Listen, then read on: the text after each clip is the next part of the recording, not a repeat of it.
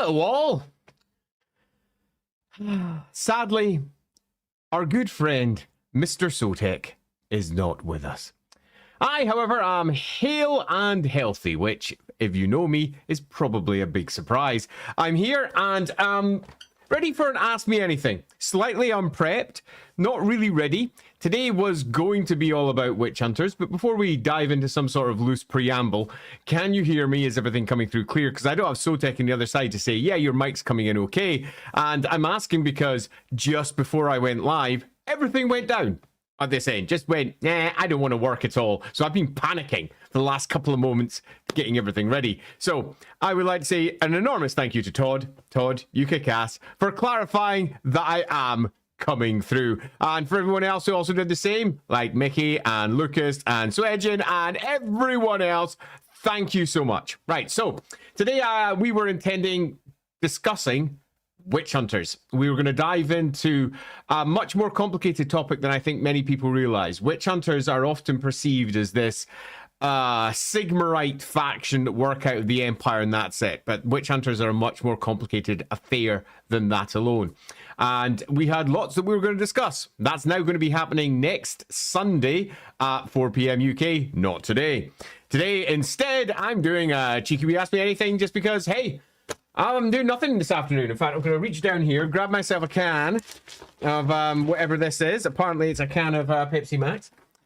I'm going to get myself a nice wee drink, and I'm going to dive in. Now, before I dive in, there's a few things I'm going to say. As always, with Ask Me Anythings. This is the first one I'm doing under the Lorebeards tag, you might notice, because Lorebeards will occasionally be doing their own Ask Me Anythings. This is my first one under the Lorebeards tag, and much like all Ask Me Anythings, if you want to ask me a question, make sure you tag me in the comments.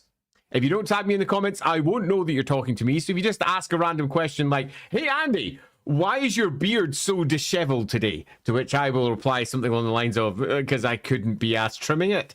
Well, hey, we're done. But if you just write that, I won't answer it. But if you write at Andy Law or at Lorebeards or at LAWhammer, depending on which channel you're currently watching on, then in that instance, you can definitely get an answer. As always, as well, if anyone's bringing in a super chat like the marvelous Gneevil here, who I still have no idea if I'm pronouncing his name correctly. You should tell me at some point, Gneevil. I will always take those first because if someone's willing to throw money at the LAWhammer channel and well, help us buy more mics and similar things to that, then I'm absolutely going to take that first. So let me just take a quick drink, say cheers, and get ready to go. There we go.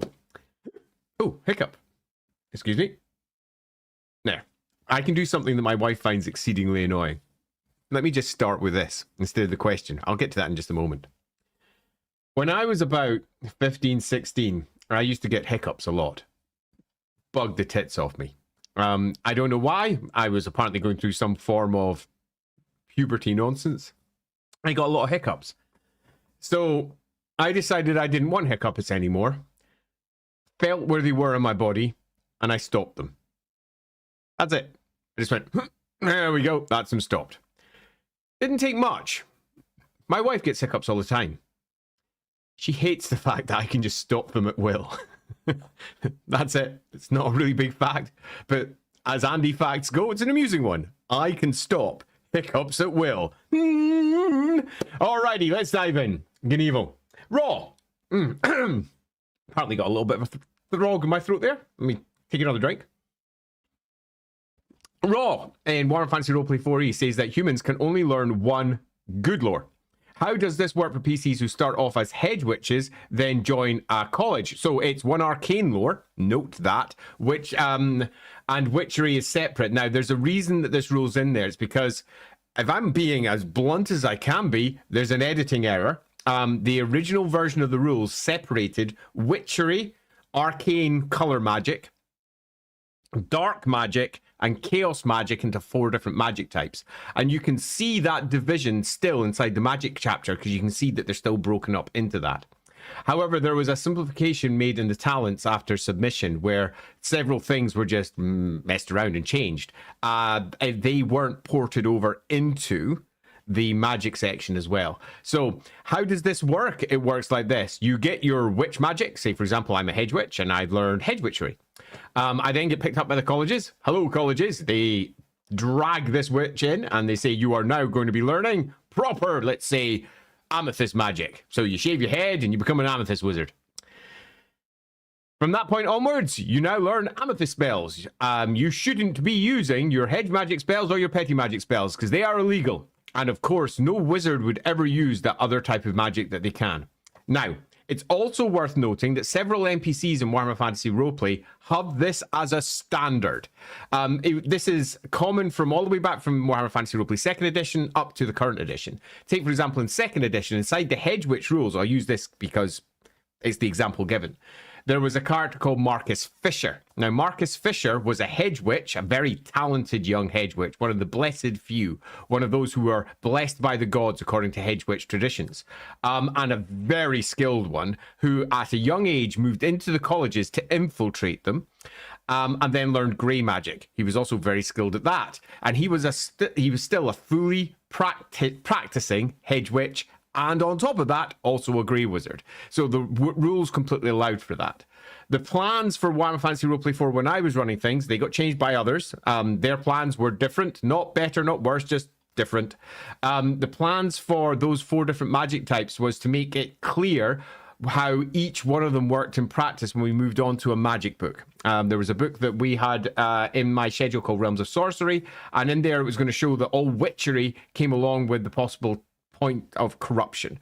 You could be corrupted by your magic whenever you used it because you weren't a properly trained wizard who had been taken through all the ways to ensure that doesn't happen. Now you might go, but surely all these old traditions of magic, they're properly trained by their masters down to apprentices, hidden away from witch hunters and the like. And you're right, they are, but that doesn't mean that the magic they're using is entirely safe. There's a reason that Teclis came along, looked at most of the magic the humans were doing and went, yeah, no, you don't want to be doing it like that. You illusionists over there, and you necromancers, and you demonologists, you need to change what you're doing. You an illusionist, let's move you over here and give you grey magic, and we'll show you how this works properly. You demonologist, you come over here. I reckon you could probably channel Heish. We'll make you light wizards, and we'll also not let you do all that crazy shit that you were doing before, because that brings taint. And you over there, you necromancers, bad boys, and girls, and others, let's take you over here, and we will teach you amethyst magic. So all of these different types of magic got made cleaner by Teclis. And the original intent was the casting number of the spell showed how much potential corruption there is. Now, for those of you that know your Warhammer Fantasy Roleplay rules, you'll know that that means hedge witches who all of their basic spells are casting number 0 don't carry taint. There's a reason they're one of the blessed few, as I mentioned earlier. I've really got something stuck in my throat here. I had some muesli this morning, so I'm going to blame that. Probably a tiny bit just sitting in my throat. Go away. So, that's how it's meant to have worked. The rules as intended were each one of the different types would be used in different ways.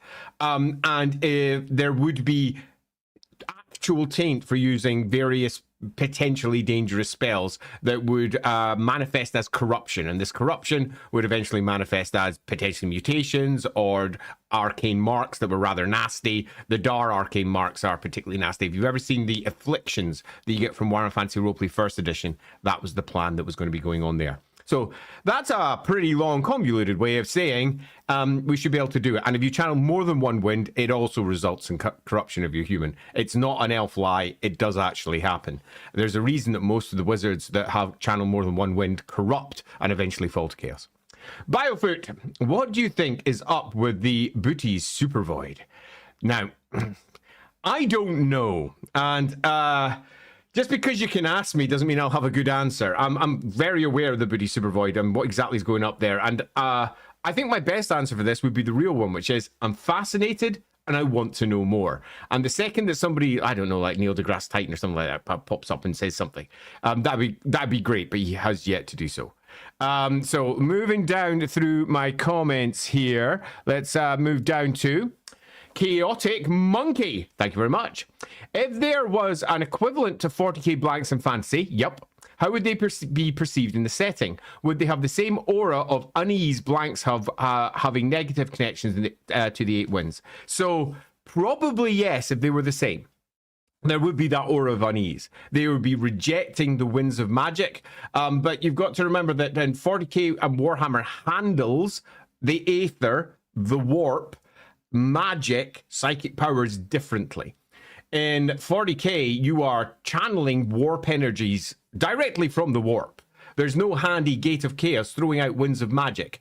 In the Warhammer world, the warp is very much away from the material realm. There is no easy crossover space where you can just draw in warp energies. The winds of magic are normally the only way that you can cast magic. And these winds of magic that permeate and move their way across the world are very different to how warp energy manifests. And warp energy and psychic blanks, for those of you who don't know, they're the ones that basically are like anti-psychers, the exact opposite. They repulse warp energies, is a very simplistic way of putting it. If we had something similar in Warhammer, we discussed this over in our Chaos tier list stream, one way that it could manifest in Warhammer. Go watch that stream, it's properly crazy, but we had a lot of fun with our Chaos tier list stream. You'll find that on, I think that's on the LAWhammer channel and Lorebeards at the moment, so you can go watch that just now. It would be a very different situation and it would be anti-magical, and I think that would be fun. They aren't necessarily going to have the negative connections. There's different ways that we could probably handle it, but I think that probably if we were doing this, we would. And the way that Warhammer would probably cover it as it currently stands is either through the route that we discussed in the Chaos stream, or alternatively as a mutation. It would work there quite well. Czar94, I'm playing Baldur's Gate 3 right now. Nice. Andy, should I free Orpheus or trust the Emperor? Oh, man. That is a choice for you, Czar. I would not like to step in on your gameplay. Oh, man. Yeah. I know what I want to say, but I'm not gonna. For sake of spoilers, I'm going to say go with where your heart says to go. That's possibly not the best answer in the world. Right, let's scroll back and see if we can find some questions at me. Niceguard, I did a super chat the Witch Hunter episode. You're welcome to reply to it here if you want to. Did you? Now, I can't access it from here. I can go take a check. I'll look at that one, actually, Nice. So I'm going to go take a check. Oh, apparently I've got sound coming out all over the place now. Go away. Get out of it. There we go. That's what happens when you go over to YouTube without a plan to do so. So let me see if I can find that while we're going. I trust it was about witch hunters, and if it was a good thing about witch hunters, I might leave it for the witch hunter stream. If it is something that is potentially controversial and I can have a take on, I am so 100% doing that. Let's have a quick look. Can I see it? Oh, it's not letting me see the chat here. Sadly, I can't see the chat here. So, really sorry, I can't see it. If that one's disappeared, Nice, just tell us over in the Lorebeards Discord channel and I'll get it sorted. Or next week on the Witch Hunter stream and I'll get it sorted so it's not lost. But I can't see it at this end at the moment. So, moving down to Draymond. Lorebeards, first question since I'm playing now. Have you played Hades 2 yet? No, I haven't. And I would like it, and I haven't got around to it yet. And the reason I haven't is because I'm weirdly anal with games. I'm on fixed tram lines through my life that sometimes I can't get off. And I've yet to finish Hades in a way that I'm happy with, so I don't want to move on to Hades 2 yet. Now, have I played Hades for more than... when was the last time I played it? Like 2 years ago? Maybe longer? No. But does that mean I want to go Hades 2? Nope. I'm just not doing it. Exactly the same thing is happening with Silk Knight. I haven't played the second one of that either because I'm still halfway through playing the first one. And that one I have downloaded so I can go back to. But the answer to that one is a big, hard, yeah, nope, not yet. Right, moving down here to make sure that I don't miss any, because sometimes some come through over on Twitch and are missed, but I haven't seen one yet. So let's move over to Stephen Lucas. Need more Gur ER Crucible spells, or it's Beastman lore. Make horns grow where it should not. Roar spells, no polymorph hexes. Make up a reason. We don't need to make up a reason. Gur is... there's a fairly long, complicated answer for this that may take maybe too long, to the point that I might actually suggest to Sotek that we do a stream on some of the individual wins a little bit, because Gur is one of the ones that's both not had a lot written about it, but also has had a lot of thought put behind it too, some of which has manifested in things like the Realms of Sorcery book for Warhammer Fantasy Roleplay 2nd edition. A lot of thought went into that one with Marianne. And Marian Verstaufer did a lot of chat behind the scenes about that. If you don't know Marian Verstaufer, MVS as he was online at the time, and perhaps still is for all I know. MVS wrote things like the Liber Necris, the Liber Chaotica. He was deep down into GW's lore and really, really down into things like the Winds of Magic, the Lingua Prestantia. He wrote some of the original articles about the Lingua Prestantia. And there is a bunch of holes in Gur, things it can't do, in the same way there's holes in, say, Death Magic, things that it can't do. If we take a look at the lore of death, it doesn't allow you to summon up skeletons, because that's the lore of necromancy. It's a different area. Somewhat similarly, Gur doesn't allow you to polymorph others. It allows you to polymorph self, because it's the realm of other magical areas that require Dar to effectively push it through and make it do something else. So if you're just using the Amber Wind alone, it just doesn't work. You need to have more push to force it onto somebody else and make it stick. Now, you might immediately then go, then how does Morgiana Le Fay do it? Because she's a special character and she does things differently. She's mixing winds in a way that other spellcasters don't to create specific effects.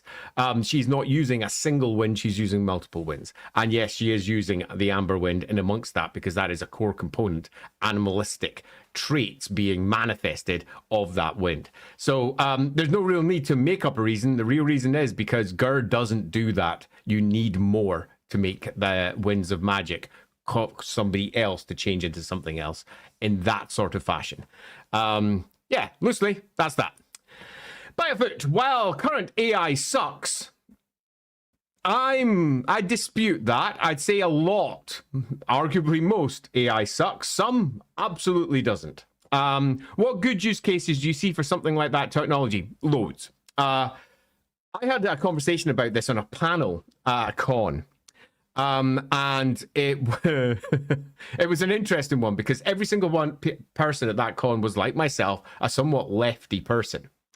And the subject of AI, as it often does at con panels, came up because there is a great, almost need to vent about AI and what it's doing to everybody's jobs. And it is really crippling the games industry, and not just role-playing games, board games, et al. The video games industry is falling apart as people are just getting fired left, right, and center, and their jobs are being replaced by AI equivalents.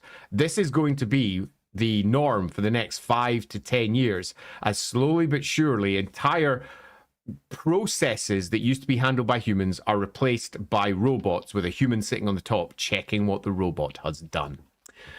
This is happening. This is not something that we can pretend isn't. This is not something that can likely be legislated away anymore, because the world may, individual countries may try to make it not happen, but the world will, and the companies and the people who just employ folk are going to employ the folk that handle the AI rather than the folk that do it slow.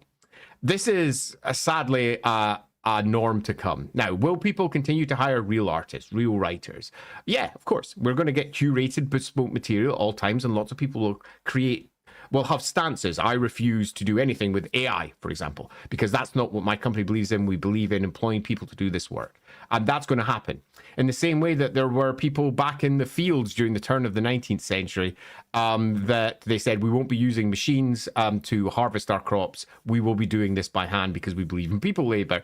Out come the Luddites, or people who just didn't like photography because they preferred portraiture done by actual hand rather than by photograph. But photographs replaced painting in almost all media, except for the imaginative medias, where what's in front of you couldn't be changed. And now AI is doing largely the same across the board, but it's not just doing it in the creative industries. It's what we discuss most common because we're games people.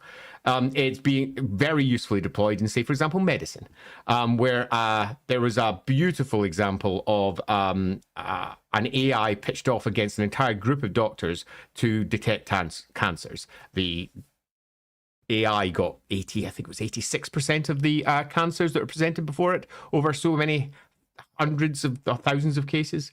The humans got around about 20 to 40%. And that is a good use of AI. There's no other way of putting it. Somewhat similarly, there was a similar test done for earthquakes and how many earthquakes were going in a particular area. The human scientists came in and went, there's this many doing this, which means this is the predictive model for what's going to happen in this area in the next set of earthquakes. The AI came in and by a measure of over 100 times marked off the humans as being utterly and completely wrong. And when the human scientists came in and looked at it and went, ah, shit, we were wrong. Just wrong. Completely wrong. We're heading towards an earthquake in this area. And we did not think that was the case. But the data is very clear because large data models, we as humans don't deal with particularly well. AI absolutely does. So when I was at this con, because I have sort of diverted a little bit, we were discussing the benefits of AI, much like this, and the very real downsides to AI. And I was on a panel where everyone was against it. I can't help myself. I find myself always wanting to bring balance to an argument. It's just where I come from. I'm a little bit spech. I don't like not saying the truth. Even when the truth is uncomfortable and horrible. So I try to use an analogy to make it clear. And I said that the problem wasn't the AI per se. The problem was how it was being used, and I gave some examples. And the example I'm going to use to finish off this one is Star Trek. In Star Trek, the computer in Star Trek is basically AI. Take a look at, for example, the holodeck. The holodeck is AI got mad, as many would see it. It takes anything from any time and it just spins it up and goes, there's the image, there's the video, there's the thing you can interact with. And whilst the vast majority of holodeck stuff we get inside Star Trek is very prim and proper, and yeah, I'm going back and I'm replaying something from, I don't know, the particular date in the past, and I'm living out some sort of crazy experience. We all know that much like the internet, it would be 90% porn. And it can recreate real people. It's got no ethics written into it. It's completely mad if you actually go back and watch how AI is represented and what it can do in the holodeck. And I said, this is our utopian future where our computers can do anything that we need from all information. The difference between us and them is not so much what the AI does. It's more about copyright. That's the problem. And we have copyright laws that protect creative people. You don't need that in a utopian future where there is no real money. Anyone can do whatever they wish. They express themselves artistically if they wish to. They can just sit and paint. They can express themselves artistically with an AI bot if they want and create things that other people can use. But there's no copyright in the future because everything's just open and there's no money. But there is in the real world here today. The problem is that we live in a capitalist society, and that's it. The AIs are, broadly speaking, fine. You think an AI piece of art is soulless? Great. But if you want to speed up the process as a computer game company, get it to spin up a soulless piece of AI and then have an artist turn it into something nicer. It will potentially save that artist days of time. Yeah, there's some benefit to doing that. The artist can still do all of the creative stuff along with the AI support that sits along with it. That's a tool that's happening now.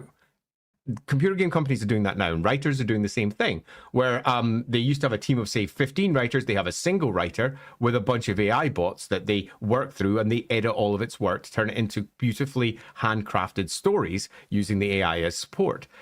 But it's using other people's AI,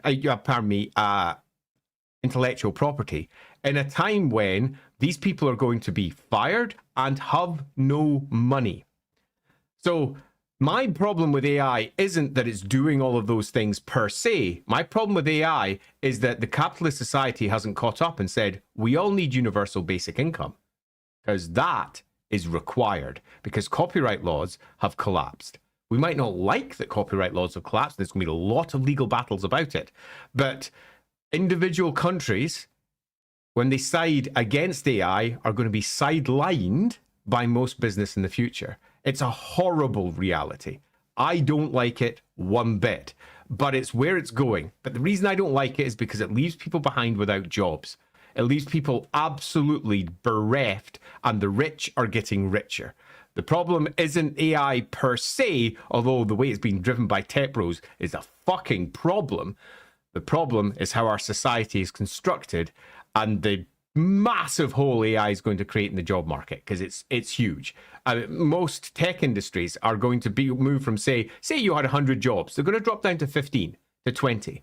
And where do the other people get their money from? All the people who are sacked, what do they do now? And the people who've got the job still and making products, how do they sell it when there's no money out there? We're heading towards an enormous, potentially horrendous fall, unless governments have got the ability to go, this is how we pick it up and make it all work.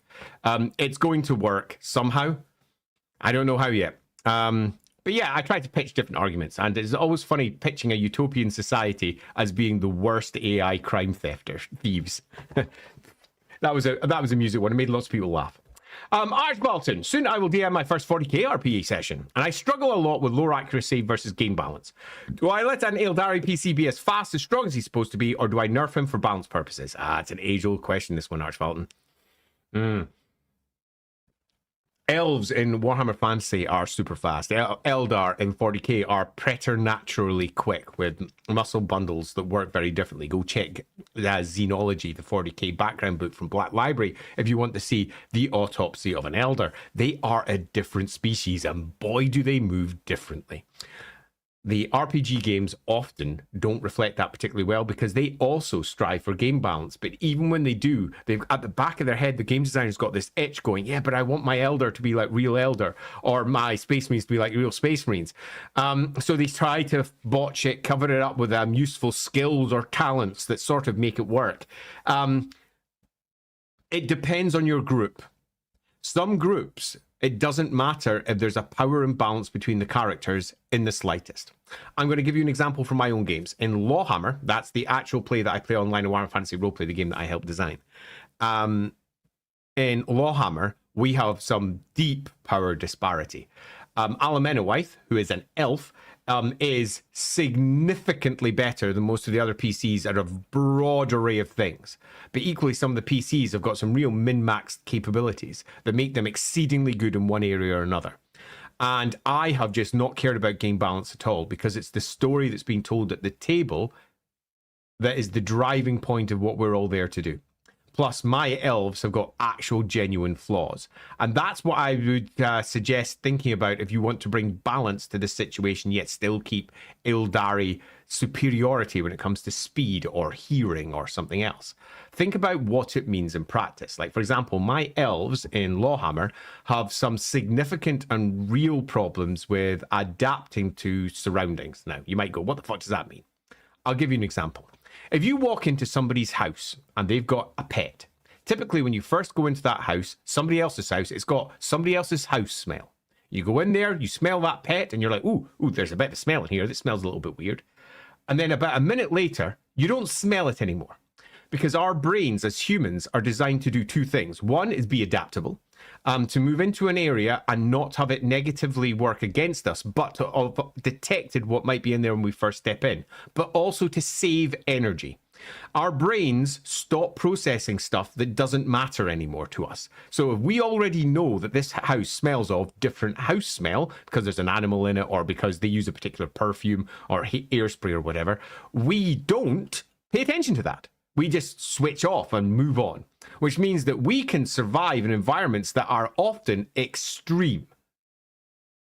Massive noises going on all over the place, terrible sounds, awful smells. When we first get there, we're like, this is fucking sucky.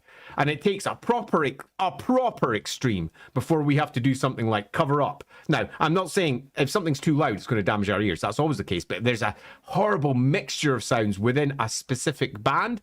Unless you are neurodiverse and you can't cope with sound, your brain sort of dampens it out to the point that you stop hearing it. Now, it's there all the time, and at any point you can focus and hear it because you can channel in that way. Now, my elves can't do any of that shit, which means that when they walk into a human house for the first time and they go, hey, this human skin sheds everywhere and I can smell it. They've got a pet and they haven't cleaned that up very well. there's probably some fungus growing behind that chair. Oh, I can smell that in the air as the spores are in the air. Now, as the human comes in and goes, oh, it's got a funny smell, and then ignores it, the elf in my world is still going, oh, and it never stops, which means that they're in a state of almost constant mental distress whenever they are in high sound, high sensation environments, because they never get used to it. Meaning that most elves, at least in my world, are always wearing ear-covering helmets to prevent the noise of battle from affecting them too much. Those who aren't wearing it are often commanders sitting at the back, so that they're far enough away that they can listen to the rise and fall of the battle and the distance of it, and it's still disconcerting, but it's important that they can hear it. But the main soldiers are all covered. They're all covered typically tip to toe as well, because their skin is more sensitive. So they've got things that their skin is happy to cope with. When they get hurt, they feel it. So what does that mean? It means that my elves are constantly sitting with difficulty modifiers all over the place whenever they're in high sensation environments. That's just one way that you can counteract these high stat, out of control, imbalanced versions of characters. Hopefully that helped a bit, Archvalton. There's lots of different ways you can do it, but I personally prefer to build something that's about stories rather than necessarily game balance. But if you are dealing with a group that's all about min-maxing and just throwing cool stats around, if you don't want them all playing Eldar, then maybe perhaps bring in a little bit of balance. The Stage Meister said there's no Isle of Lesbos in Warhammer. What would you call lesbian? No, there isn't. We had a similar a phrase for this in many of our games of Warhammer, which I haven't used in LAWhammer because it's not the best one. Now, we produced a book over on, let's go Patreon. Over on Patreon, I say a book, it's a PDF of about 15 pages of various bits of banter, swear words, crazy stuff that people say, and similar. And while I wait for Patreon to catch up, let me just get it for you. If I type in banter, will that find it? Patreon upgrade, John Teal banter. Oh no, I've got the individual part. So let me try Thieves Can't. I can't remember what I called. Did anyone remember what I called that document? But I've got a document up there. I'll get the link for it afterwards, and it gives you things like this in there. But the thing that we did in our previous game was we had a story that spanned back not that far. It came from Magnus's time. And in Magnus's time, there was a bunch of elves that had come from Safri that were hanging around the Nulnar court. A court where we also have another euphemism, a Nulnar gentleman, which is for a gay man, where the high society of Nuln was known for its different set of proclivities than you would find anywhere else, regardless of the fact that it was a universal set of proclivities. The Nuln culture is the one that was always picked out for it. And instead of Lesbos, we went with Safri and Sapphic.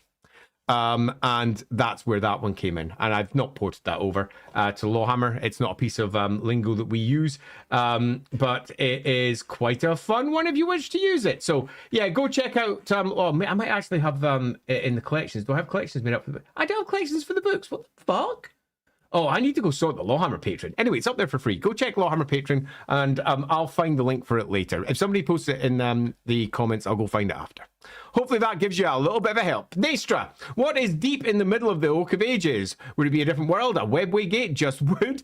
So this is entirely up to your own games in many respects, Nastra, but I think the answer would be as mutable as the weave itself, the great world spirit of the Wood Elves. And I think that the equivalent of a webway, although, you know, a branching set of routes that make their way across the world routes, is absolutely fair, to the point that it's almost certainly the case as you move into the very spirit of the world itself. And is that in the middle of the Oak of Ages? As likely to be there as it is in many of the other places that it is across Athaloran and other woods across the world. So I think that all of your answers are almost certainly correct. Inno Games, Andy, please freezing. I said what I said. That's it. Not going any... Nope, I said what I said. Moving down. Meow. Are unicorns magical animals similar to dragons, manticores, etc., or more similar to spirits-like creatures like treemen, dryads, naiads, etc.? Yes. That's a stupid answer, but it's also kind of true. Different writers have taken both angles, so if you're trying to figure out what your version is, it's entirely up to yourself where it lands. The bloke person. Hiya, the bloke person. Hi, Andy. Hi. I wanted to ask if you had any headcanons for what would be ailing Mousselon. As far as our table, we have Nehecaran curses, pestilent research labs, insane immortal wizards, and many cults. All of those are good. The place is proliferated through with corruption. And corruption in Warhammer manifests in many ways, but if you're a wizard, that's basically saying that there is dar in and around the land, and it causes increased mutation. It causes the marshes to become deadly. Skeletons, undead creatures can literally rise without any necromancers in the local area at all. When there's lots of dar in the area, the natural order of laws begins to break down, and each one of the 8 winds of magic starts manifesting in different ways. The wind of death, for example, bringing back the dead, shouldn't be doing that under normal circumstances. When the winds of magic are flowing through the world, that naturally, that doesn't happen. When they get blocked up and dar forms, or you're in a corrupted area, it does happen. So what's the reason for it? There are several. There's several in-game reasons for various horrors that were perpetrated in the area. Have we done a Mousselon stream? I don't think we have. Have we not done a Mousselon stream? So, I think the answer to this one, really, the boat person, is we should do a Mousselon stream. I'm going to add that to my list at this side, because every time that Sotek and I have a discussion about what we're going to do next, we've had somewhat of... Let me just add this. I'm pretty sure we haven't. Because I did the very first map ever of Mousselon with a mouse. I've discussed this more than once in the past. And when Mousselon was put together, there was a lot of discussion about this question. I could probably bring up a bunch of fun answers. But all of this, arguably, and more. It's a complicated situation. As I'm driving by Ascendant Overlord, are you familiar with the Dying Light games? Yes. If so, do you think volatiles would make for an interesting Warhammer Undead monster, or is there already an equivalent in Warhammer? You tend to find that Warhammer's got an equivalent of almost everything, and sometimes those equivalents are loose. In this particular case, there's not really a like-for-like equivalent. Do I think they make an interesting enemy? Yes, but I would change them. As is often the case, whenever I Warhammer-fy a monster, I always think about what it would be in the Warhammer world, how the winds of magic have caused this thing to come about, how the very nature of the gods have possibly caused this to come about, how things like Nagash have caused it to come about. There'd be a lot there to potentially unpack and discuss. But do I think it could be an interesting basis? I absolutely do. Hey, Dumbo! Do night goblins call themselves night goblins? No. My players brought one, so I was struck by this question and figured it would make for a silly super chat. So it's not a silly super chat. It's a really interesting one about Goblin Society and how Games Workshop has portrayed it. Games Workshop portrays all greenskin society through the lens of English, meaning that they are given English names, they are given, broadly speaking, English words to call each other. All right, boss. It's generally always seen through the lens of a 1980s football hooligan from London. And so pervasive is this feel now that it got ported over into Lord of the Rings for how they also portrayed their equivalent of greenskins, their orcs. That means things like night goblins. That means things like forest goblins. These are all terms that are used by other people to describe them. Now, they themselves typically refer to themselves by their tribal markings or by their local boss and what their boss has called them, whether that be the red claw goblins or the broken tooth orcs or whatever it might be. They often don't think of themselves as any particular type. They often don't think in that sort of way. They are goblins and orcs, and they've got their own problems to worry about, not the taxonomical differences between one type of orc or one type of goblin and another. So they generally don't do that, but they're not stupid. Which means if they are, for example, encountering dwarves a lot, and some of them may even have learned how to speak Caslin, the language of the dwarves, and the dwarf equivalent, their Groby equivalent, translates through to night goblin, the goblins that live underneath the mountains, they could very, very quickly pick up on that, and indeed not only refer to themselves as that, but sometimes maybe even through cultural osmosis pass that back to some of the greenskin tribes around them. So it's not greenskin name for themselves. It's a name that's being deployed upon them. And to a degree, some tribes might even use it because of the way names spread and move around. We know that once something is named, it's sometimes very difficult to get that name off that thing. So, yeah, broadly speaking, all of that. One there, I agree, AI is a tool, but we got to miss loot in a big scale. AI is a mess just now. Another way of putting it. It's not a subject I like getting involved with much online because it's a subject that rightly causes some exceeding bitterness because people are losing their jobs. And the people who are losing their jobs don't have often an alternative to the job that they've lost, meaning that they're left abandoned without any form of support. And if they happen to be from a country where they don't have social security of any type, there's no way to, for example, or your government's locked down, there's no way to, for example, claim unemployment benefits, or if there's no way to have free healthcare. If you don't have free healthcare, it's a killer. AI is killing people. It's not just it uses up so much energy. The actual energy things are problems that can be solved. They are generally arguments that people take to just basically say, I don't want to use AI. It's fine. You don't want to and you shouldn't, and definitely don't. There's nothing wrong with that. But the power issues aren't a problem because they can just bank it up with some, I don't know, a sun bank. Away you go. We've got more than enough solar energy to run that particular thing. Done. The energy isn't a problem that they have clever solutions, but the people and how they're being treated, it's not just a problem, it's a massive problem. And it's not being properly addressed at all. And it makes me very concerned for a lot of people. Not myself. I'm lucky enough that I'm in a relatively niche part of a niche industry. And I will always have something I can do because I'm a man of many hats. I don't just do arty bits or map bits or writing. I do production, putting books together. I'm at the top tier as well. So I'm in a position where I can put together all of these books. And I'm someone personally who will always be producing all of my professional work without AI. I mean, why? I don't need to use it. It's actually quicker for me often just to fricking do it myself than it is to go to something else, ask for it to do a thing that's not right, ask for it to do another one, and another one. And by that time, I could have already drawn like 5 houses or done some writing or whatever. It tends to be a slow process. Admittedly, though, writing is changing that completely. If you take a look at AI writing just now, it's literally mental. How quickly it's moving. Anyway, let's move off. Bernard Damerval? Bernard? Oh, there's so many ways I could pronounce this. I'm going to go with Bernard because it's got a nice round tone. I'm probably mincing your name. Apologies. I love the podcast. Oh, thank you. Sotek and I have put a lot of work into this over the course of the last 2 years. We never intended it to be what it now is, which is its own business, doing its own thing, and about to expand massively into a bunch of other areas as we do other stuff.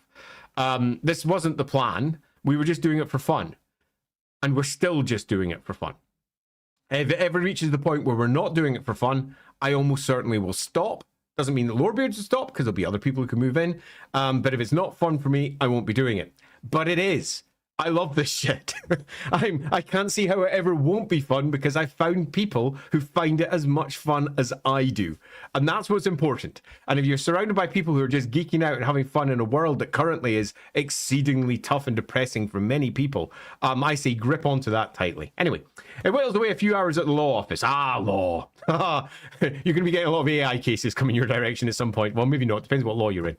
Have you read Knights of Bretonnia series? And so, what did you think? As a point of clarity, is Raylos a normal Grail Knight or something else? Yeah, there's lots of interesting choices made in those books. Yes, read it. What I think? Love it. Do I think that there are some lore choices that an editor could have just come in and tidied up? Yes. This is a perennial Black Library issue. Back in Warhammer Fantasy Roleplay 2 era, so we're talking 2005 to 2010 for me, when I was doing a lot of work with them. There was a bunch of books being released that were just filled with glaring contradictions with the fantasy battle lore and with the Warhammer Fantasy Roleplay lore. And when it was highlighted by someone like me behind the scenes, it was sometimes fixed and it sometimes wasn't. But broadly speaking, Black Library were much more interested in cool Warhammer stories than they were about getting everything right. And now you might not prefer that. Indeed, to quote, okay, let's say not quote, paraphrase Mark Gascoigne. Marco was like, there is no Warhammer canon. It's whatever we decide it is. And Marco's right, because it was all made up. And it was continuing to be all made up. And that's what it was. It was a vehicle for their cool stories, and it was a vehicle for ultimately helping sell miniatures on the next step over. And Black Library became enormously famous from telling lots of really cool stories. Now, did they all match up with all the rest of the lore? No. Did they sometimes make glaring errors?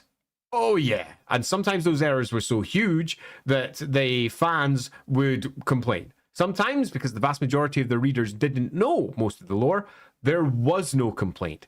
One of the biggest issues that we had when we were trying to port over various parts from the novels was that they were full of errors that we weren't allowed to use inside the role-playing game.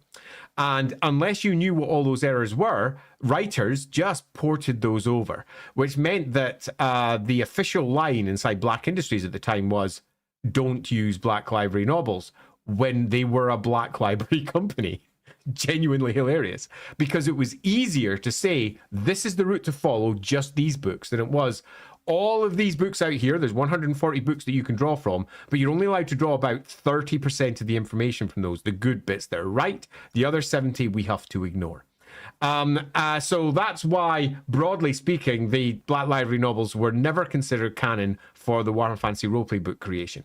In the same way that the studio, when it was creating its Warhammer material, it only considered the other creations of the studio as canon. Anything else, like Fantasy Roleplay books or Black Library books, were fuel, was fodder, were things that they could use if they wanted to, but not only could they contradict it, they would contradict it for whatever they needed for their miniature battle game. Because that's what Warhammer was for, sorting out the miniatures battle game. So, is there mistakes in there? Yeah, there are. Do I wish they changed? Of course I do, because I'm someone that likes tidying everything up. But equally, I really love this, the bit that I'm going to conclude on. When all of these mistakes are pulled together, when all of these factual inconsistencies are pulled together, it gives people like Sotek and myself an opportunity to say, how can we make them all work together? It is, as Sotek said previously, something that I brought to the Lorebeards table because it's something that I did in Warhammer Fantasy Roleplay 4. I had a conversation with Games Workshop exactly about this, and I said, look, I want to use this thing from this old book, but it's contradicted by later lore. This is how I want to use it, because I think I can use it, bring it up to date, and make it match the modern lore. And every time I said that, they were like, oh, hell yeah, give that a go. Because they like the old lore, because it's their lore. But they also know that it's sometimes problematic, it's sometimes broken, it sometimes contradicts other things, or it's sometimes just no longer relevant to what Warhammer is. But that doesn't mean that it can't be. And as we've seen from specialist games, where they are often diving deep into old versions of Warhammer 40k et al. And bringing them back up to date for newer versions, whether that's in Necromunda or Blood Bowl or whatever else that they happen to be producing, or the old world. All of these things can be repurposed and brought up to date. So that's a long-winded way of saying, yeah, so sure. Let's see what Byfoot's here saying. One of my co-workers using ChatGPT to track down a citation for a chemical synthesis and was directed to something like 4 different books, none of which had anything relevant. Yeah, the hallucinations of ChatGPT and language models in general are real. Meaning that anyone that relies upon AI for access to information is almost certainly going to be repeatedly exposing themselves to something that the AI has created to please the reader and convince them that it's good at doing what it does. And then when they're caught out and they say, you did that wrong, it'll say something like, I presume, yeah, you're right, you're so smart, well done, you found that thing that's wrong, let's refix this and make it what it actually is. So if you happen to be one of those people out there that's using something like ChatGPT as a search engine, make sure that you check sources at all times. It's a little bit like the Wikipedia for Warhammer.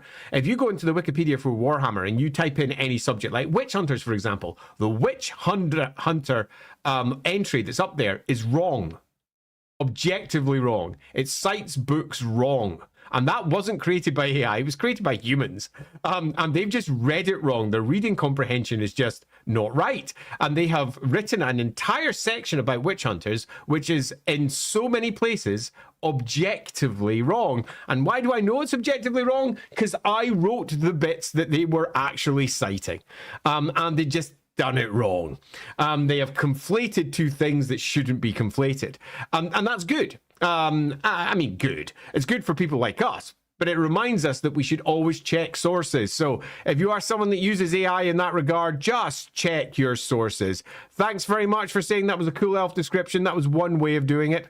There's lots of things. I'm actually doing a blog at the moment about elves and how they work in LAWhammer, not in Warhammer as a whole, but the LAWhammer version. It's based upon a set of articles that I was writing for an elf book back in the Warhammer Fantasy Roleplay 2 era. I was commissioned to write one alongside David Chart. I'm not sure if David got his contract, so I got my contract, and I was writing an elf book back then, and I think it was going to be like a 256 page book with the high elves, the dark elves, the wood elves, Lorelorn elves. It's why the Aeonir, for example, in Warhammer Fantasy Roleplay 4 were already relatively detailed, because they'd already been written for a previous Warhammer Fantasy Roleplay book as to what they should be.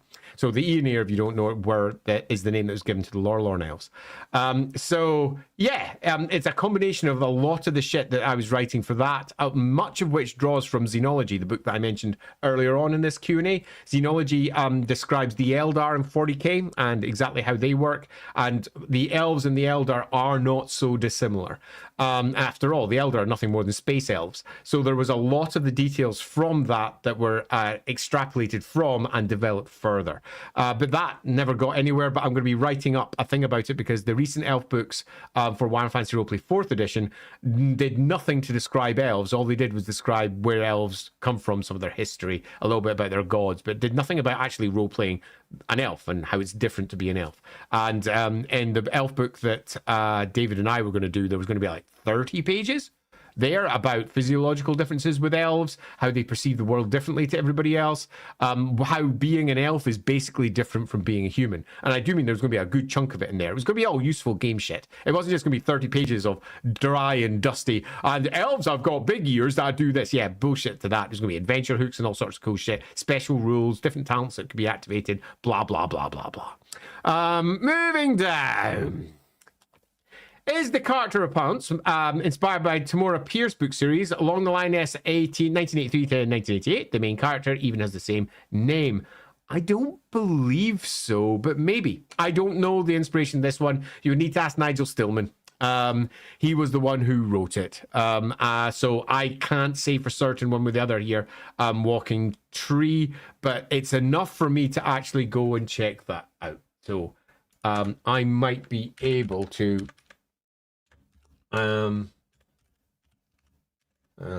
me just type that in. Check it out. I can also possibly ask someone who was around at the time when the first cartridge was being created and ask if they know. So I'll follow up on that one, but as it currently stands, don't know. Moving down by Mihao here, who asks, could one or more of the sky settings still live somewhere in the world's edge of mountains? Yes. Well, in the mountains more, for example. Yes. If yes, could he or she be worshipped by lesser giants as a sort of deity? Yeah, that could definitely be the case. If you wish to do that, it would not be a problem. Right, let's get down and get the rest of our super chats here. Carrie, could a deal with a chaos god restore a Nehekaran's body, get them a new one? Yeah, sure. But all deals with chaos are never what you expect them to be. There's a reason that Cetra did not bend the knee. The chaos gods are duplicitous, 2, 3, 8-faced, completely incapable of being trusted entities under the best of circumstances. And if you're bargaining your way in, then you're not one of theirs already. Now, if you're one of theirs already, one of the great lies of the Warhammer setting is that chaos doesn't pay. It does. Look at all the success stories of chaos. All of the great chaos champions who have become enormously powerful. And in the later editions of Warhammer, the negatives that came along with that, for example, losing their mind and no longer being even human or whatever they may once have been, and becoming effectively nothing more than almost living demons, that's sort of gone. They still have character. They still speak. If you read any of the stories, Archaon's having just handy chats with all of his generals. That's not what it used to be when you fell to chaos. Now chaos is sort of right. The world is going to end. Join us and bring it down and live forever. Ascend as a demon. It's a good sales pitch because it's true. And it's horrendous that it's true, and not many people will succeed at it. It's a little bit like capitalism. Almost no one's going to become a millionaire. Well, billionaire nowadays, but no one's going to become super rich. Let's use that instead. But the prospect is there for everybody, but most people are crushed by this system. And that's almost what the Chaos Gods are like. Very few people are going to become, I don't know, the equivalent of Archaon. And there's only going to be one, I don't know, Chaos richest man in the world. I won't drop names. I have no desire to get political with this. But there's only going to be one Archaon out there. And the various lieutenants and those around them who have all succeeded in their own right by doing whatever it is that they did. But they are all success stories. In this one, it's making a deal, which means you're not part of that success story. You're basically trying to get something that you want without falling to chaos. I.e., I don't know, having a different view to what capitalism should be, but trying to get the best that capitalism has to offer. But because you never go, neck deep in capitalism, you're never going to become the king demon. But could they do it? Yes. Is it likely to be a double-edged sword that goes completely wrong? Not just yes. Yeah, it's going to go fucking wrong for whoever tries it, and they're almost certainly going to fall to chaos, lose their mind, and go completely wrong. I'm going to bring up papers. I would call more machine learning than AI. I mean, that's fair. Computer scientist folks in chat, is there really a difference between the two? There's a problem just now, Pakefield boy, in general, where AI is being used for too many things. You go into business and they're saying, we're using AI for this, we're using AI for that. We're going to use, Copilot to rifle through all of these documents, pull it out, and give me the core information that's held in there, and then synthesize it out to a PowerPoint. Thanks very much, Copilot. And now we're all going to go to a meeting, and I'm going to have Copilot quickly give me the core points from that so I can do a speech about it. And you're right, machine learning is sort of in there. AI, though, is used for almost anything that involves deeper algorithms these days. I mean, everything is getting called AI, and it doesn't actually matter what the true distinctions are between them, because the blanket overall term that is being generally used by people out there is what sort of matters, because that's what they're thinking about when the words AI get mentioned. So yeah, I think you're correct. There's lots of nitpicky differences we can make, but the way that language evolves and the way that language is already applied here, it sort of doesn't matter. It's much like there's many medical terms that we use colloquially, and it's the colloquial terms that matter, not the medical term, for the vast majority of people. Charles C. K. Dwarf is an exonym versus Dawi. Yeah. Is elf, orc, goblin, ogre, halfling, or any of those also an exonym? Yes. What's the autonyms? So halfling already have it. It's sort of mentioned in Warhammer Fantasy Roleplay 4. I'm not sure if Andy put it in. It's Hafen. H-F-F-E-N, which many people move towards halfling. Elf is split up between Azure, Druchi, Eonir, whatever. They don't call themselves elves. That is almost a callback to the Fae, spirits, and similar. The things from the forest, it's not. Orc, they don't really have themselves names for them in the way that as we discussed, similar, much like the goblins, the grobies, whatever. Ogres, fuck knows, probably just ogre. That's not been covered. I was going to do a supplement about that. I gave it over to B Sherry Tripe for Fantasy Roleplay 4, and B didn't cover this. I intended it to be covered where there was going to be a discussion about the ogre language and how ogres refer to themselves, but they don't have imagination in the way that others do, and we're going to discuss where the term ogre had come from. Yeah, I don't like the idea of giving all species a name for themselves, because some of them don't do that because of cultural reasons, some of them don't do that because of limitations of intelligence, and some of them don't do that because they don't have a singular word for their species. They have lots of different words according to the circumstance. So hopefully that helps a bit there. Albin Linkfist. Apologies if I completely screwed your name. Hey, Andy. Hiya. I heard you and Sotek say that the Warm World is bigger than the real world, but how much bigger? The how much is a source of much contention. Is it bigger? Yeah. And it's generally said to be about a third bigger. But I have seen some writers claim it's double the size. which does lead to some interesting questions as to mass and gravity. And are people in the Warhammer world affected by different forces than the real world? And the answer is, stop thinking about it so hard. And I know that's a stupid answer, but that is the answer that I'm constantly told whenever I ask the question. And do I ask that question? Oh, hell yeah. Because I always, whenever I got brought in for a new job of Warhammer, and I've been brought in like 3 or 4 times to do writing by different people at different points. One of my first ones is, do we want to answer these things? Because I have answers if you want them. And I'm willing to dive into them, exactly what the mass of the Warhammer world is, why it has this mass, why it's different, what's going on inside the great world spirit of the Warhammer world. It's not the real world. Its physics are completely different. But on this one, is it bigger? Yes. How much bigger? That's a matter of contention, and it's difficult to say. And one of the biggest reasons that it's difficult to say is this. How big is a mile? Now, if you go historically, there's lots of answers for this. Lots of them. And a Warhammer mile, particularly if you look at any of my maps where it's always marked as Imperial mile, means nothing. There's a reason that I mark things in imperial miles or some equivalent. It's because ultimately it means nothing to real world geography. The mile in Warhammer almost certainly is different to the real world mile, meaning that something that's marked as a 300-mile journey means nothing. It means exactly what the GM wants it to mean in truth, exactly what an individual writer wants it to mean. Now, do I have it all scaled behind the scenes for my maps? Yeah, of course I do, because I'm that guy. I can't help myself. But as it currently stands, there's not a definitive answer for this.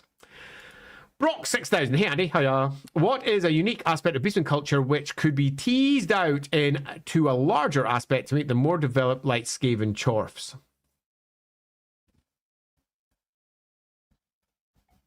I have several answers here, so I'm trying to just drop it down to one.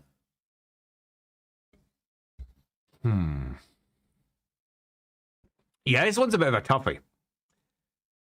Okay, one.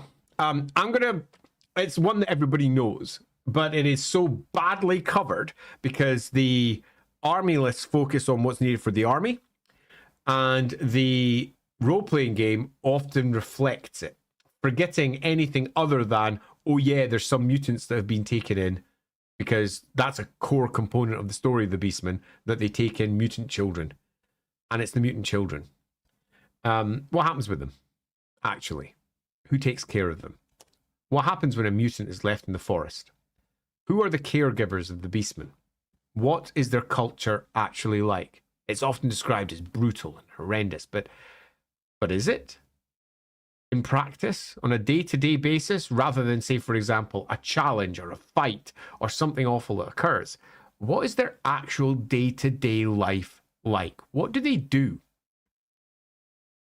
They're intelligent. They're not stupid. One of the biggest mistakes of writing for Beastmen is to just turn them into beasts.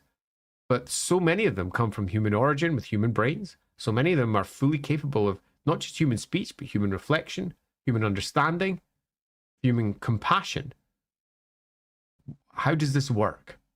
So if I was to bring out one thing, it would be the caregivers of the Beastmen. How does it work?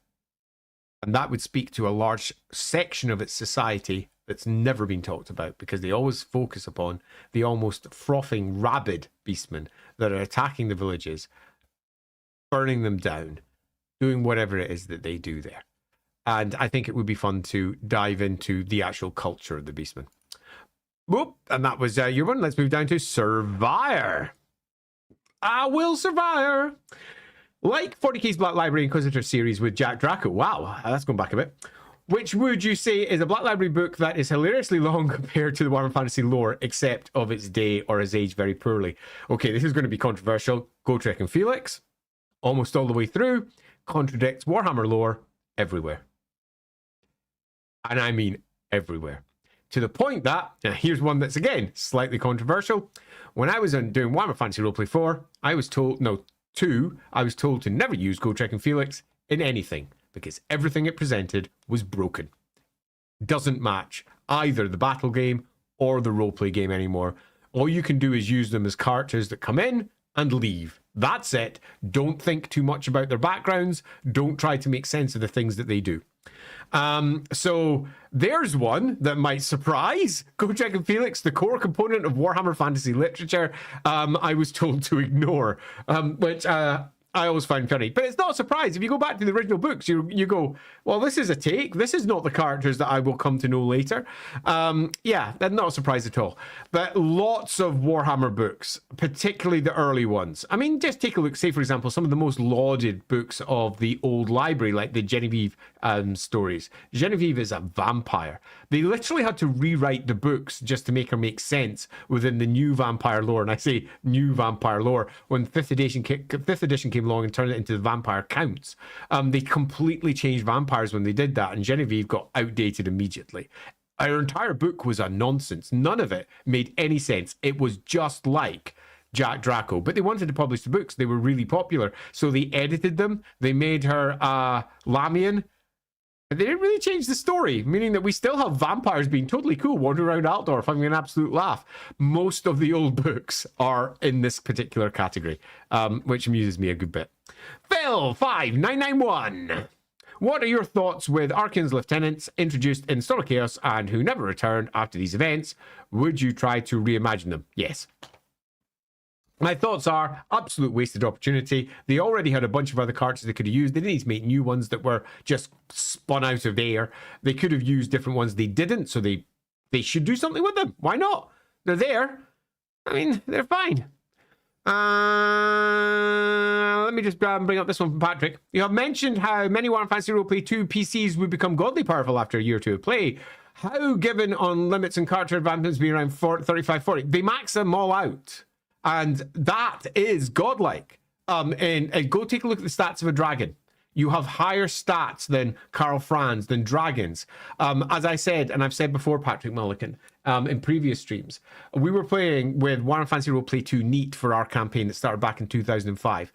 In 2003, I was writing my own edition of Warhammer Fantasy Roleplay called Warhammer Fantasy Roleplay Andy Edition, because there was no new version since Warhammer Fantasy Roleplay 1, and Warhammer Fantasy Roleplay 1 was massively out of date with Warhammer. So I made my own edition, which was crazy. It was using D6s. It was a proper Warhammer fantasy battle, fantasy roleplay. You used D6s, it had rolls to hit, rolls to wound. It was super fun at the table. It was fast. And then I heard that Chris Pramus, who I think I'm going to be meeting next month. Chris Pramus wrote Warhammer Fantasy Roleplay 2, and he's going to a con in Germany. That I can't remember the name of. DreerCon, I can't remember what it is. In November the 11th, 12th, somewhere like that. So it's about a month from now, and I'm going to it too. I haven't seen Chris for years, since he was last in Edinburgh. So anyway, Chris Pramus was writing a new edition of Warhammer Fantasy Roleplay.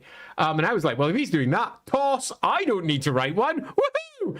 And it came out, and it was a great game, a brilliant game for short-term play. But if you play it long-term, you run out of careers to go into, you max out your careers. And in the game that I was playing, I had a 16-year-old girl who had reached the point of being more powerful than Karl Franz, while simultaneously, she was nowhere near that in terms of what she should have been capable of doing. But 2 years worth of, she was 17 by that point, she wasn't 16. 2 years worth of XP had turned her into a monster. Because the game didn't have a very well-considered top end, because it wasn't designed for long-term play. It was designed for like sessions of up to like 24, 30 sessions, something like that, a year or so at max. And when it works within its remit, it does an exceptional job. But once you move beyond its remit, it all begins to fall apart. The stat scaling in Warhammer Fantasy Roleplay 2 are kind of broken. So yeah, if you add 40 on top of something that's already 40 and it's got a +5 from a stat thing, that's already 85%. A dragon's strength, it's only like 70. I mean, you can't be arm wrestling bears and dragons and winning. It's just weird and wrong. It needed a balancing effect somehow to organize it. Magladoth44. Hi, Magladoth. Nice to see you coming by. Just a general request that I will keep making on stream. CA, when the gash comes out, add OG Mortax like the Dread King, Lord Varian. Yeah. If not, then Lorebeards, Tamarkan Brothers, love the Ask Me Anything, Andy. Oh, thanks, Magladoth. And I don't think they'll do this. In both cases, Magladoth, and I don't like to be a Debbie Downer on this one. But I think that when they do Nagash, they will only use, they're most likely to use the Mortax that were used in the end times. They won't, I presume, move to other sources. they might, because we've seen quite a few things that I didn't expect to hit Total War that did. Like, I didn't expect Dakala to ever come, because Dakala, as a character, contradicts the lore. And I think you're going to be able to... I've actually got a challenge for you all. So how many people are watching? There's about 250 odd in various places. Right, so all of you out there, watch Total War Warhammer. And when Dakala comes out, I've got a challenge for you. Will you ever see Dakala personally state that she's an elf? I am interested to know if that happens. Because if they do, then they have decided, Games Workshop, that elves can mutate. Because Dakala, as she stands, is a great, big, massive mutated elf. Or, if she never mentions it once, it means that basically they've snuck Dakala in without ever confirming that she breaks the lore. Now, it would not surprise me if they never, ever mention it. Oh, they might put things on stream, like she's facing off against elves and there's elf stuff going on. But will they mention that she herself is an elf, that she's tied to, say, Samael, any of that? I'm really fascinated to know. Now, I almost certainly won't play the game anywhere near enough to find out. But for those of you who are watching and who do play the game, go hunt that bastard down, because I'm really interested to know whether there is a lore breach done there by the licensing team, because the licensing team decide what they can and can't do, obviously. And if the licensing team have decided that elves can mutate, that's a change in the lore, and that'll be fun. But if the licensing team have decided not to cover it, then that's a change in Dakala, arguably. That's quite fun. In my world, I have an answer that both allows her to be an elf and look the way she does, but that's the LAWhammer version. The LAWhammer version, as is the case with most things, is completely crazy and mental. Where's that elf article going to be? When I eventually finish it, it'll be posted up on my Patreon blog. It'll be free. I don't put stuff like this behind Patreon barriers. The Patreon barriers are really just there for like behind the scenes stuff at LAWhammer and stuff like that. Or if I'm working on a set of rules and I'm not publishing it yet, it will go to the patrons first, and then once I'm happy with it, it goes out to everybody. But that article is just going to be posted up publicly. I'm about halfway through writing it. It's turned out to be much longer than I prefer, which is a pain in the fucking arse, because I don't have enough time. Anyway, moving down. Here we go. Just making sure I'm not missing any of the other ones. Bigfoot, Anilo, vampires are cakes. Yes. Bretonia Lego bricks, absolutely. Chaos is a capitalist nightmare world. Yes. It's actually interesting. We're playing with demons as capitalist horrors over in the Rookery stuff I'm writing just now. And it's the fucking worst. Really just the absolute worst. Joe the Ogre. Hey, Joe. Give me one lesser-known ogre fact. Love the show. So one of my lesser-known ogre facts is actually quite well known, but where it comes from is lesser known. So I'm going to drop that one in. Ogres and halflings work together really well. This is dropped hard in some rules, and it's largely been me pushing it. So, for example, in the Warhammer Fantasy Roleplay rules, it was written directly into the rules because I wrote those parts. And the foundation point of that is the very first Ogre Kingdoms book. And when that first Ogre Kingdoms book was released, there was a host of writers' blogs that were popped online explaining their choices. And they discussed the old ones, the halflings and the ogres. That's where it came from. Those blogs got deleted later. Because they decided not to use halflings, obviously. They used Noblars instead. So Noblars were the core race. Halflings are stupid. They got dumped. They're not parts of the ogres anymore. But the core component of the background that they created never changed. But it wasn't ever published until we got it into Fantasy Roleplay. It'd only been published online by Games Workshop. So the online publishing of that slowly sunk into Fantasy Roleplay. Because I took notes about everything that Games Workshop were publishing, no matter where it's been published at the time, because I was working for the game. And at that point, there was a general belief that ogres couldn't be PCs. Indeed, amongst the user user base, they said that there were no ogres in the Empire. Get that. And that was because what Ogre Kingdoms had done when they changed them. And my argument at the time was, yes, they were. This is how they were. And this is how we use them. And I wrote an entire set of rules for Warhammer Fantasy Roleplay 2 for ogres. It was an exceedingly cheap production. It's pretty shit if you go look it up. But it's available on various websites somewhere, my old ogre rules. And they were, again, based relatively heavy on the various articles that have been posted online by Games Workshop Studio way back in the day. Hey, Phil! So, what were the old ones thinking when they made one dwarf woman born every 10 births? Dwarf demography would be even worse than elf demography, even if they were not constantly fighting, but two of the most popular species in the world at the same time. What were those idiots thinking? Right, so there's various ways that we can respond to this. One is 1 in 10 might actually be a benefit. We discussed this. Was I in that discussion? I don't think I was. Lindsay discussed this in an interview with Lorebeards approximately 2.5 years ago. So Lindsay, who, if you're over on the Lorebeards Discord channel, and I think this is probably the best time to mention it if we haven't already done so, we have got our own Lorebeards Discord channel now. And if you're not over there, you really should be, because the chat is spreading nicely. Let me go get a link for that as I'm chatting away like the idiot that I am. Okay, so let me go grab that. That's the stream news, Lorebeard news.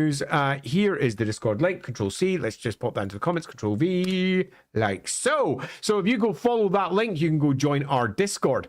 And if you go in there, you'll also find that Lindsay carries, much like me, a purple name because she's a Lorebeard. She's one of the Lorebeards that's going to be doing something in future.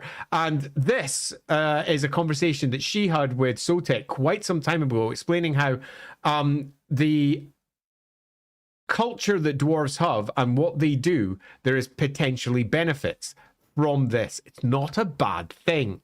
And there's various species in the real world that have similar numbers in terms of their fertility rates and how they express with different genders. And she was discussing different ways that that could be done. So I'm going to say that it's not necessarily a bad idea. But for it not to be a bad idea, you've got to sit down and figure out how your dwarfs work.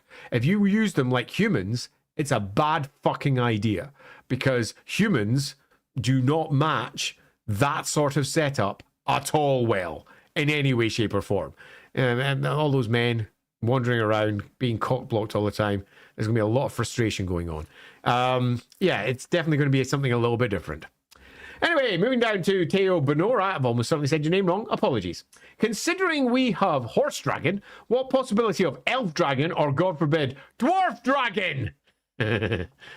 Yeah, dragons. In fact, I'm going to take a slightly different angle on this one, Teo. One thing that bugs me about fantasy writing in general is that it's always done from the perspective of the real world. In the real world, we have one primary sapient, clever species. It's us, humans. And when we as humans create new species, they are often conflated to become eventually half human, half whatever. Whether it is through interbreeding or because it's a human with animal traits, like a centaur, or if you wish, if we're pronouncing it ostensibly correctly, a centaur. So a centaur, if you prefer. A centaur has half human, half horse. A mermaid, half fish. Or mer person, if you will. Merfolk. Half fish, half human.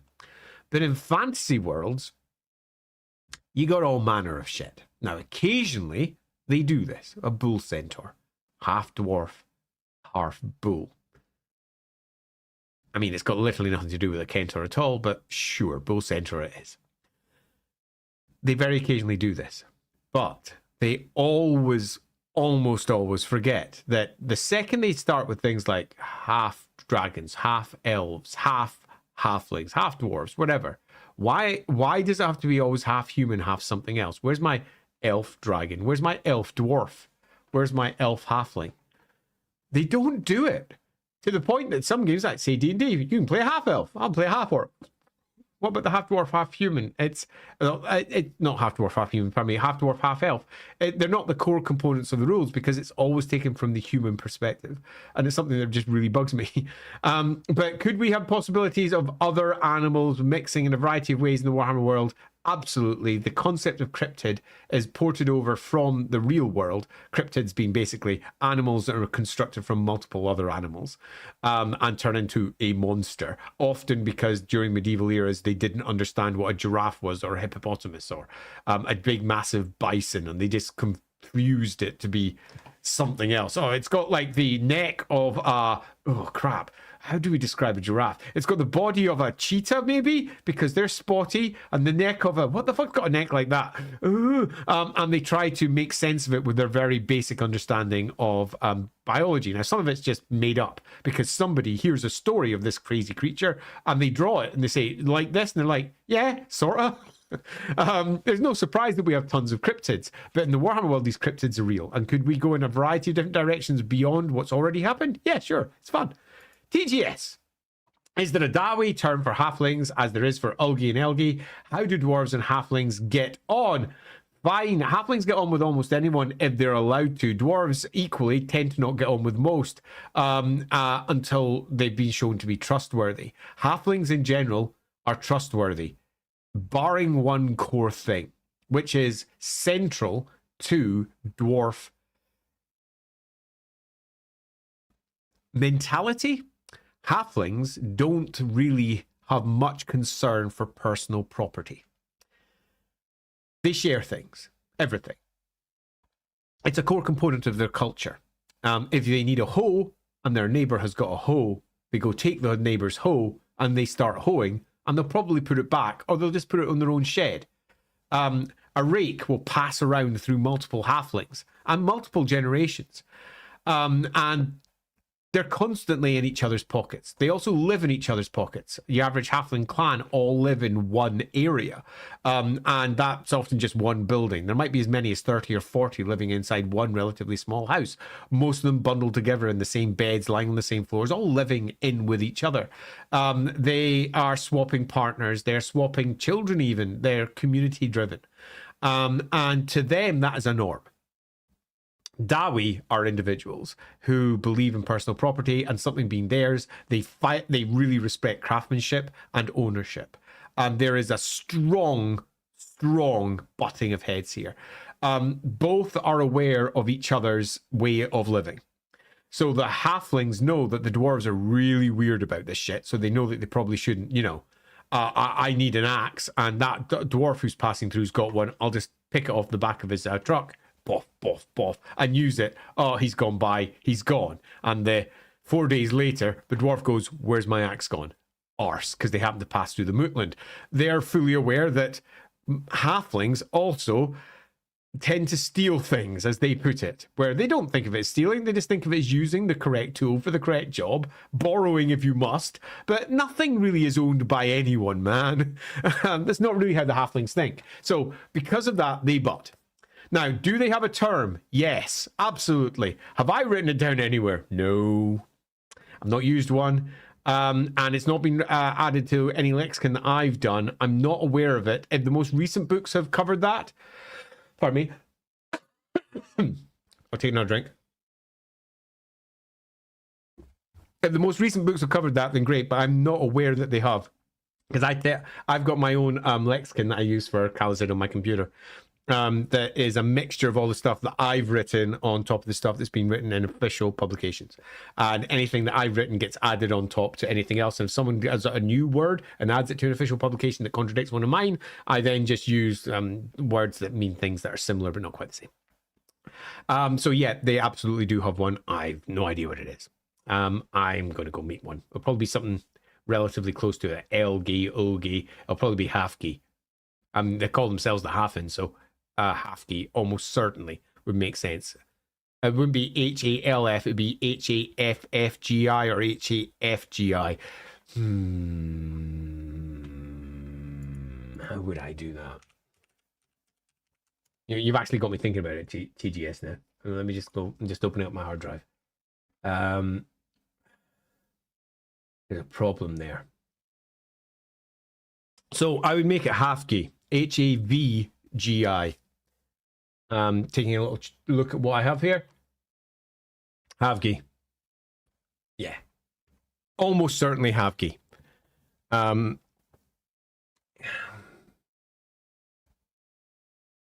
Yeah, Havgi. Definitely. Just looking at my notes there. In fact, I'm going to write it in. We have now added it to the LAWhammer version, if nothing else. Havgi. There we go. And Hafen. So thanks for that, TGS. Added that to my game.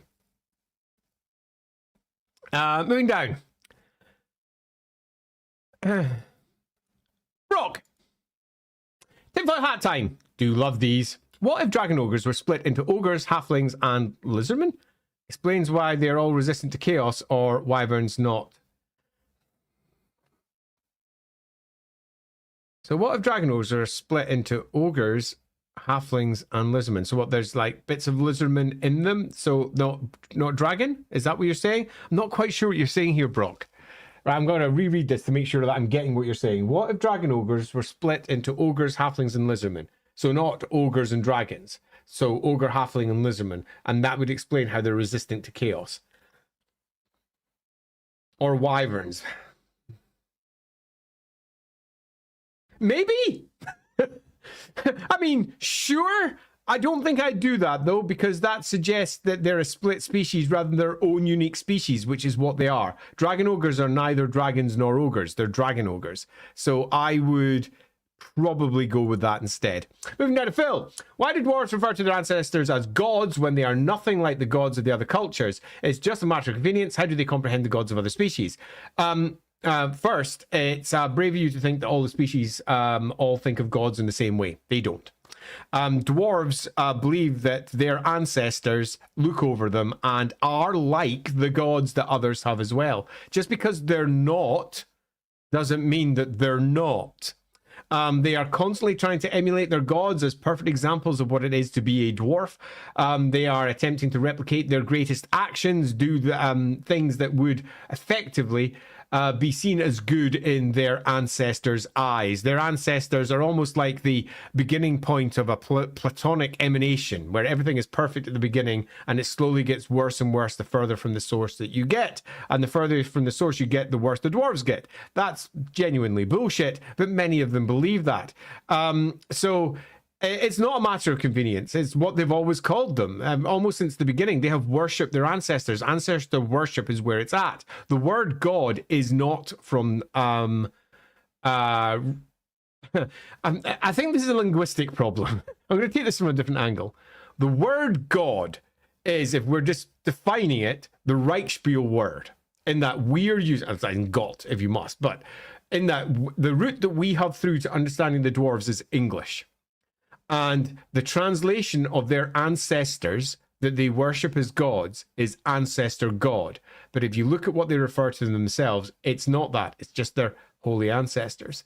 So it's complicated, but they are the equivalent of their gods because they are worshipped as much as we view verse. They have cults. They are their gods. So it's no surprise that people like, say, for example, visitors from the Empire would go, yup, that's their ancestor gods because that's who they're revering. And there is ancestor worship in many parts of the Empire as well. So yeah, I have no issue with this being used the way it's being used. Dubbo, here's a fun idea. How about a goblin fact?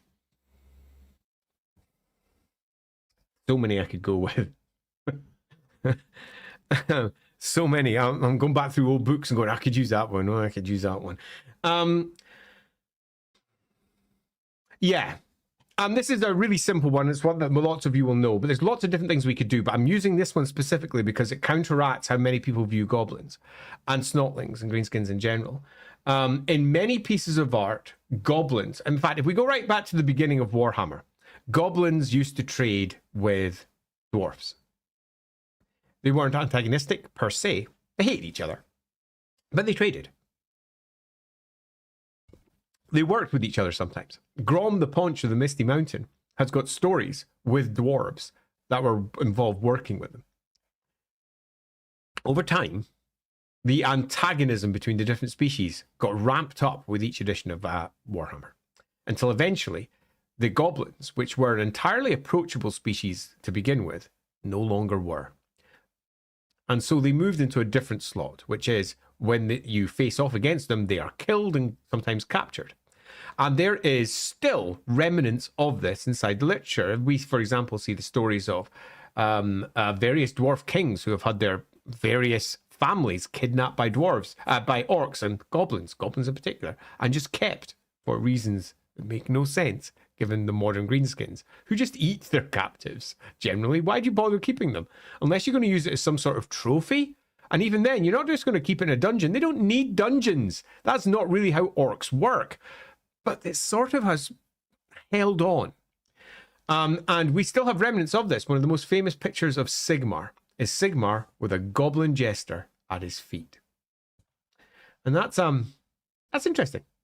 Goblins have changed. And the interesting part is that change isn't fully installed. There's still lots of examples of goblins interacting with dwarves, with humans, and doing things that you wouldn't expect if you read any orc and goblin army list. It's that's an interesting one. Yes, I'm 2/4 ogre on my mother's side. Nice one, Brock. Good to know. Teo, what would it mean for the species of the old world to share a common ancestor like our world? So there's lots of things that it could mean. For example, you might be able to crossbreed in a way that we know in the Warhammer world sort of doesn't work. So if, for example, elves and dwarves shared a common ancestor, it's possible they wouldn't be so far apart from each other that occasionally, should they interbreed, that you would get yourself a living child. Now, possibly much like, say, donkeys and horses breeding mules, you might end up with the equivalent of a mule, someone who themselves isn't fertile, but perhaps takes the best qualities of both other species. There could be lots of fun ways that you could play around with this, but generally, because Warhammer loosely perceives sex as icky, because the writers are often thinking about, well, what will the kids say? What will the mothers say? Because how dare we discuss, the human condition and the fact that sex is a core component in pretty much every adult's life. They often avoid this entirely. So you'll find that the answers that are built up over time may have started off with things like half breeds, so half human, half orc. Half orcs were a thing in Warhammer. Half elves were a thing in Warhammer. Presumably half dwarves, half dwarf, half elves. They were all things in Warhammer to begin with, because in the original Warhammer, we go back to, say, 3rd edition of Warhammer Fantasy Roleplay, 1st edition, they did have common ancestors, and the old ones elevated them all in different ways.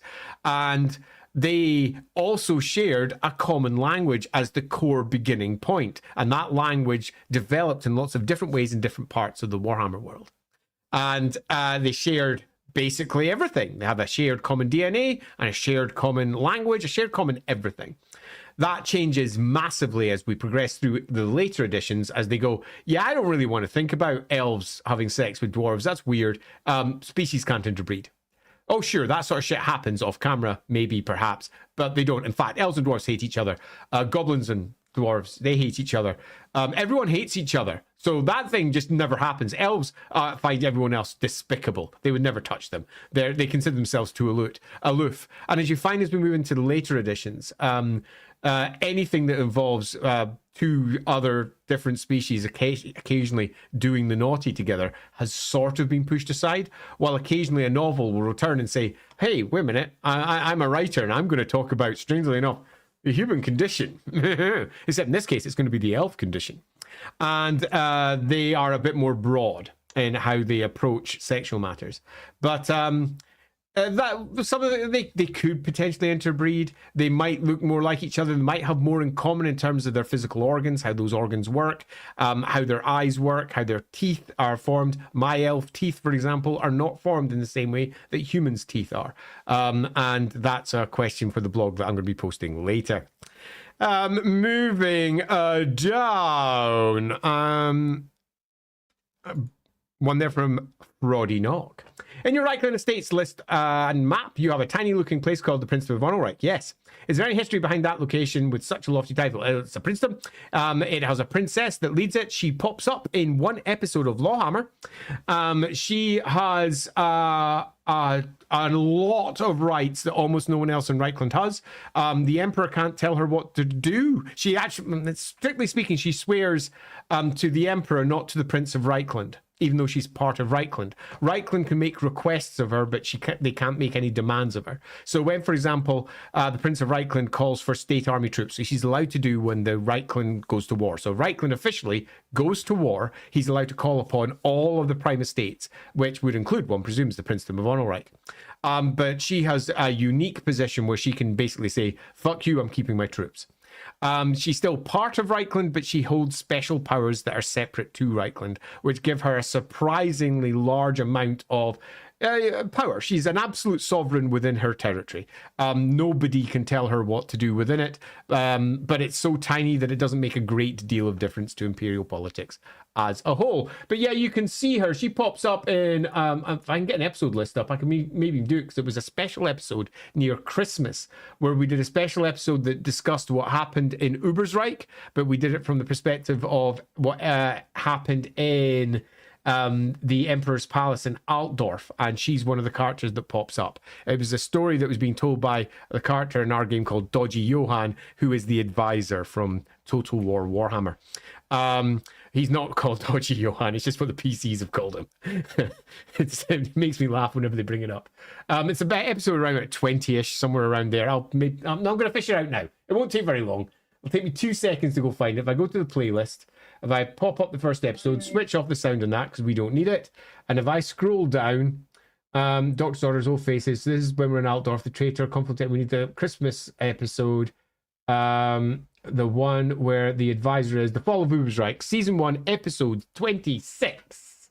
So I can bring that up now, and hopefully once it eventually arrives, I'll give you a link to it if you want to go and watch it. It's sort of a standalone episode, so you can sort of watch it without having any impact upon anything else, because it has nothing to do with the core story that's going on around it. Why is it taking so long to arrive? Well, it's taking ages to arrive. I'll just go on to the next question as we go. Oh, here we go. It's arrived. Well, that's a really... let's get the share on that one, because that'll be much better. Wow, okay, that's a big long share. Control V. There you go. That's the link to that episode. Right. Blue Oyster Cultist. Given that Godzilla, wow, we're really bouncing around today. Godzilla it is, has already previously been discussed. How would you adapt Japan's other great heroes, Ultraman, Kamen Rider, into Warhammer?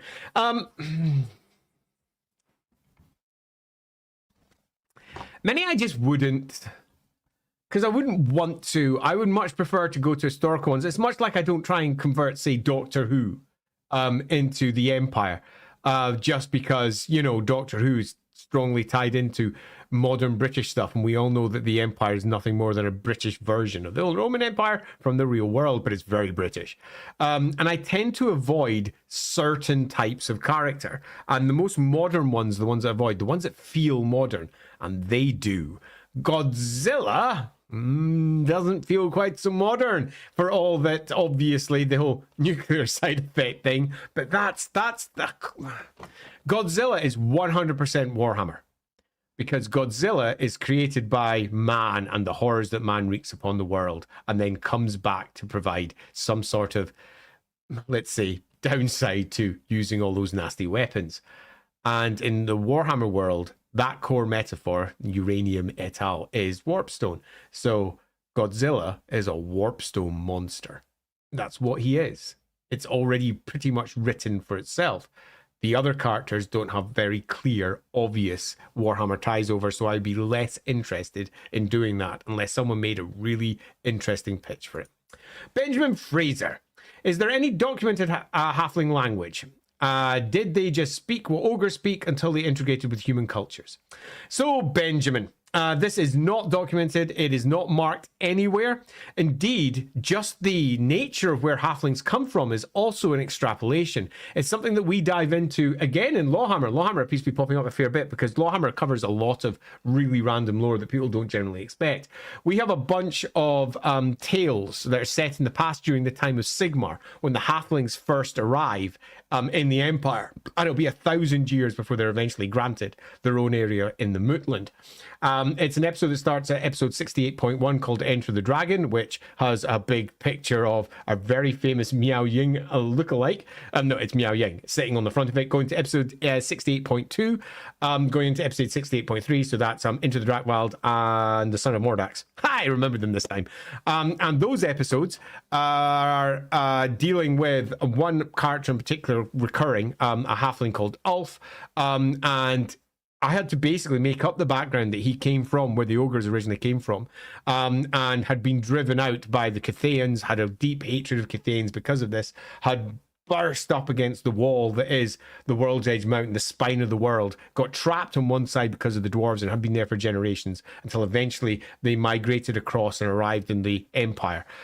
Before the Empire even truly existed and were eventually accepted in the Empire, we're looking to gain acceptance actually with Sigmar's new Empire. It's why he was the core character that was involved with that. The character was played by Lindsay. And the language basis that she was using at the back of her head was a deeply Eastern European style language that she was using to inflect her language. But there is no documented halfling language other than like the occasional word like Hafen, Hafenlieber. But that's because Hafenlieber is the Book of Halflings.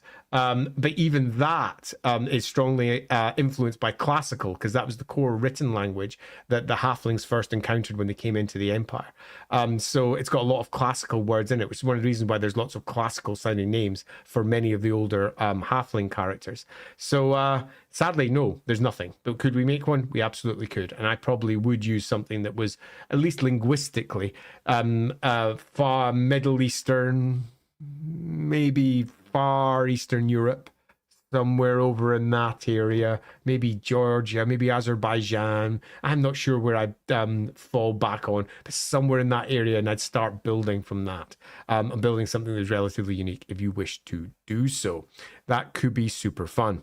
Moving down to rotating potato. Rotisserie potato. Not that you need to know this, but there's a really, really nice potato spiral that you can buy from one of the restaurants here in Edinburgh that we happened to pass by for a LAWhammer get-together meet. And I got it thinking, yeah, potato spiral, who doesn't like a bit of carbs? And I ate it, and it was one of the tastiest things I'd had in my life. So spicy and so good. Anyway, rotating potato. A Warhammer Fantasy Roleplay question. How do you handle NPCs that would speak a completely different language to the PCs? Say like greenskins who have captured the party and know nothing of Reichspiel. So, multiple ways we can handle this.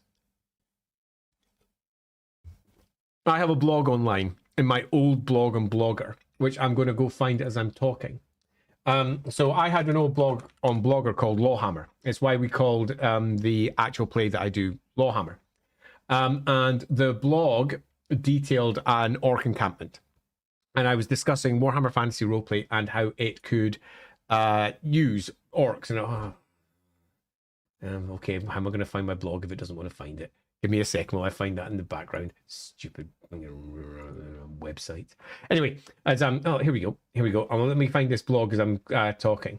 And I built myself an entire group called what did I call it? White Skulls, I think. In fact, that'll make it easier to find. Give me a second while I just scroll down and look for White Skulls. Yeah, looks like it was called the White Skulls. So let me open that one up and see if I can get myself a link for that for you. And the reason that I built this the way that I did, because I built an entire tribe, was to build something fun for fantasy roleplay, show how the rules could be used in ways that you might not expect, but it was to also show that some of them could potentially speak Reichspiel, so that they could be useful in game. That is one way to resolve it. Have one of them being able to speak Reichspiel. There's an entire story up there if you want to go check it. A whole bunch of different versions of goblins. It's an old blog. I really should update it. I might transfer it over to the new LAWhammer blog over on Patreon and update it because it deserves it. Anyway, that's one way. Another way is how my friend Harry, who I have not seen for 25 years. So I used to work with Harry Harry used to work in Games Workshop here in Edinburgh. He used to give me bike rides into work. And I was a bit of a crazy kid.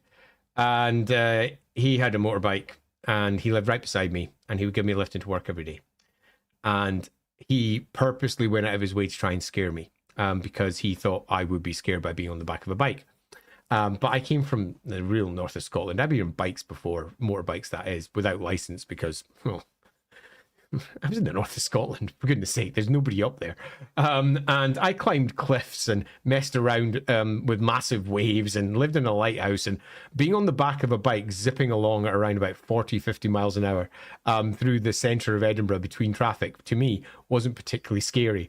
I've been on helicopters who had tried to scare me, pilots who had flown out to one of the islands of Stromar, and my father worked as a lighthouse keeper, and I'd been flown out there with him, and he had literally just gone wallop straight down and then trying to terrify me. That one worked. I had been on a sea in high storm where the wall of water to either side of my boat was so high that I couldn't see past it, rain lashing down, and then we rode up that wave in a ship that was only, it wasn't a ship, it was a boat. It was just big enough to hold a single tractor with the front house for piloting it. Rode up that for a good 2 minutes, reached the top, and you're so high that you can see for so far, even in a storm. Then you go down the other side.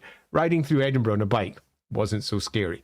Anyway, Harry had his own way of dealing with language, and he used one word whenever the PCs didn't know the language at hand, and that was the word blah. And he would roleplay. And he would roleplay as those characters, saying whatever those characters were saying in his head, and he would say blah. So, for example, if it was a hoity-toity person speaking in a hoity-toity language, you go, oh, blah, blah, blah, oh, blah, blah, blah, oh, blah, blah, blah, blah, blah. Or, for example, an orc, oh, blah, blah, blah, blah, blah, blah, blah, blah. He would roleplay it because it's all too easy when you are roleplaying someone with another language to say you don't understand them and miss all of the quite obvious body language that might be being deployed. But if you role play it out as a GM, now you don't need to use blah, you can make up some random noises if you want, or if they're a dwarf, you go, that came out almost the same. But you can use sounds if you wish to do so. But sometimes it's important to convey to the group that the character that they are interacting with has a particular mood on. They might be talking to some languid lord sitting there going, oh, blah, blah, blah, blah, blah, blah, blah. And then they say something, blah, blah, blah, blah. Now, that's, again, just one way of dealing with it. Blah is just a quick way of saying you can't understand this. And it works pretty well. In LAWhammer, whenever I use people using different languages, I tend to make up some random noises if it's important that I convey over to the PCs what the mood of this character is, whether happy, angry, sad, because that's part of the storytelling. And if you don't tell that story and you just simply say, you can't understand what he's saying, it's a big orc. You know, he looks angry. Orcs always look angry. Are you actually saying anything useful? So sometimes it's useful actually mimicking the sort of sounds that they might be saying. Be careful, because obviously if you're straying into other people's languages and coming in with various racist stereotypes instead of coming up with something good, if you have anyone from that particular background at your table, you're almost certainly going to offend them. So don't go out for offending, unless that's the way your table likes to rock. Me personally, I prefer not to offend folk. But yeah, my general options would be either find someone who can act as a communicator for, basically a translator for the group at hand, or alternatively, if it's important that you convey the mood of the particular speakers, convey it, do it, whether it's through blah, blah, blah or something equivalent. Right, moving down. Oh, Darius, did I miss your question? Did I miss your question? Have I missed Darius's question? Okay, let's just have a quick check to see if I've missed a Darius question. Let me first check where you are, Darius, because I don't want to miss your question for obvious reasons. Yeah, you're on YouTube. I don't think I did. I hate it when I miss a question. Right, I'm just going to keep on running down relatively quickly, just to, I'm not seeing one I missed. Maybe it's not hit my side. I'm going to scroll right down to the bottom where you are right now and see if you've made a post No, you haven't. So, Darius, pop in the thing you think I missed now, and I'll watch out for it. I'll go scroll it right after I do the next question. Now I'm just going to have to go find my place again, which was around about here. So, okay, let's try that. There's Darius. I missed a question. That obviously sucks. Apologies, Darius. I was doing my best to try not to. Moving over to Hollow. After years of searching, I finally got a physical copy of the Monstrous Arcanum on myself. I was wondering if you had your own white whale that you haven't collected, be it for Warhammer or otherwise. No. I was an avid collector, and I do mean avid. I had every single Games Workshop publication that they'd made up until 2005. You name it, I had it. I also had every White Wolf publication, so everything White Wolf had ever published for all of their lines. And then I got a sewage flood, and that sewage flood swashed through my flat. There's a blog about it online, in the very blog that I posted earlier. You'll find it underneath somewhere. In fact, I'm going to post that blog because it's quite a good blog. If you want to know about the horrors of my sewage flood, I'll go find that blog as I'm answering here. And it ruined, destroyed so much of my collections. I was heartbroken at the time. I do mean properly heartbroken. House sold, is it this one? I think it's this one. Oh, look at me. There's a picture of young me there. Look at that. So let's pop this one up. House sold. I think this is the one where oh yeah, it's got a really funny story in there if you want to read a funny story. So my house was flooded. I lost 3/4 of my collection. And I was at that point working on Warhammer Fantasy Roleplay, and I needed it because I was referencing it. So I started building a digital collection for all my stuff, meaning that I stopped worrying about physically owning shit. Then I got kids, and kids get in the way, and they ruin everything they touch when they're young. And I stopped worrying about physical media. I no longer care that much about physical media. I still buy all the new books because I do. I still have a very big collection because I do, but I no longer worry too much about actually physically having it because I never read them. And the only time I do read them is like if I'm referencing something for, I know most of it already. Yeah, I tend not to collect anymore. So I don't really have a white whale anymore. I would have if you'd asked me when I wrote that blog, but I've grown out of it and no longer have that need. It used to be a strong need of mine though. Hey, before I take you up, Roddy, I'm going to go down to the bottom and see if we've had a quick ping in. No, we haven't. Interesting. Okay, so again, if I've missed a comment, I'm really not liking the idea that I've missed one of the questions here. So Darius, again, if you're still out there, post it. I'm looking out for your reply if you post it again. Anyway, moving on. Froggy Knock, another question. The Warhammer Fantasy Roleplay 4 starter set, good times, has an NPC described as a blessed priestess of Katja. Yes. What blessings or miracles would she have access to? Are there any sources available with details of the minor cults? I almost said something very different there. Beyond the names and domains of the gods. There are some here or there. Most of the minor goddesses and gods haven't really been detailed in any great degree. If you go to the Warhammer Fantasy Roleplay 2 book, Tome of Salvation, that was a book that I wrote a long time ago. There's some of the minor cults covered in there. There's like one for a god of smuggling, for example. No, rustling. Cain gets a few miracles in there. There's a few others as well. But most of the minor gods haven't been. Now, I did one over on the LAWhammer blog. Today appears to be LAWhammer blog day. So if you're watching going, hey, Andy, you're talking about LAWhammer blog a lot. Yeah, apparently I am. This one was on the Patreon blog, and I did one for Borkbach. Borkbach is a god of lawyers, basically. And I mentioned Borkbach inside the Warhammer Fantasy Roleplay core book. And I figured it would be important to give people more of an idea of what we were thinking of when we wrote it. So I'm going to give you a link for that and then discuss Katja briefly. So here's Borkbach, the god of legalists. If you want to go read a nice little thing about one of the lesser gods of Warhammer, there you go. I might do Katja. I'm considering doing one for Katja when I've got a bit of free time. I never have free time, so it's generally when I've got so many jobs sitting that I need to take a breath before I go back to them, and I'll write something up really quickly. Borkbach was sort of that, in that I was on Discord and we were discussing on Discord, and somebody said, what would be the Borkbach miracles? And I was like, and I very quickly did like a 5-minute post. I said, these things. And they were like, oh, right, okay, that's not quite what I was thinking. I was like, fuck it, I'm just going to write the whole thing.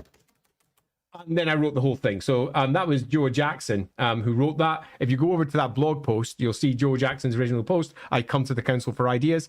And I just wrote the whole thing because I needed a breath because I was so deep in rookery writing at the time. I might do the same for Katja because I've got a very strong, clear idea of who Katja is because I made her up. She's actually, here's a little known fact about Katja. Katja, the goddess of disarming beauty, is based on a character from one of my vampire games who was called Catalina. And I didn't use her as a basis, but she was literally just a tiny Easter egg for myself because I was in a position where I had to create a bunch of gods to fit into the Tome of Salvation.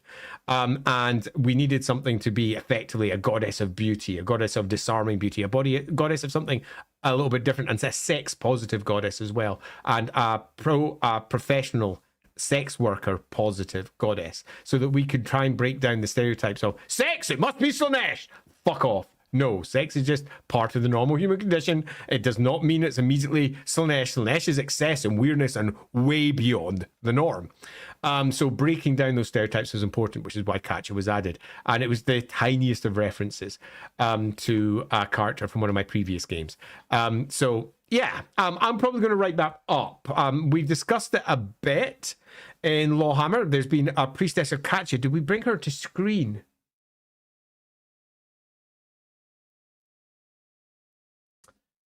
It's in a lost episode that we're re-recording. Hey, Fraudy, I'm going to, when that episode go back up, it's episode 14.2, something like that. And we've got a lost episode where we have a priestess of Katja in it.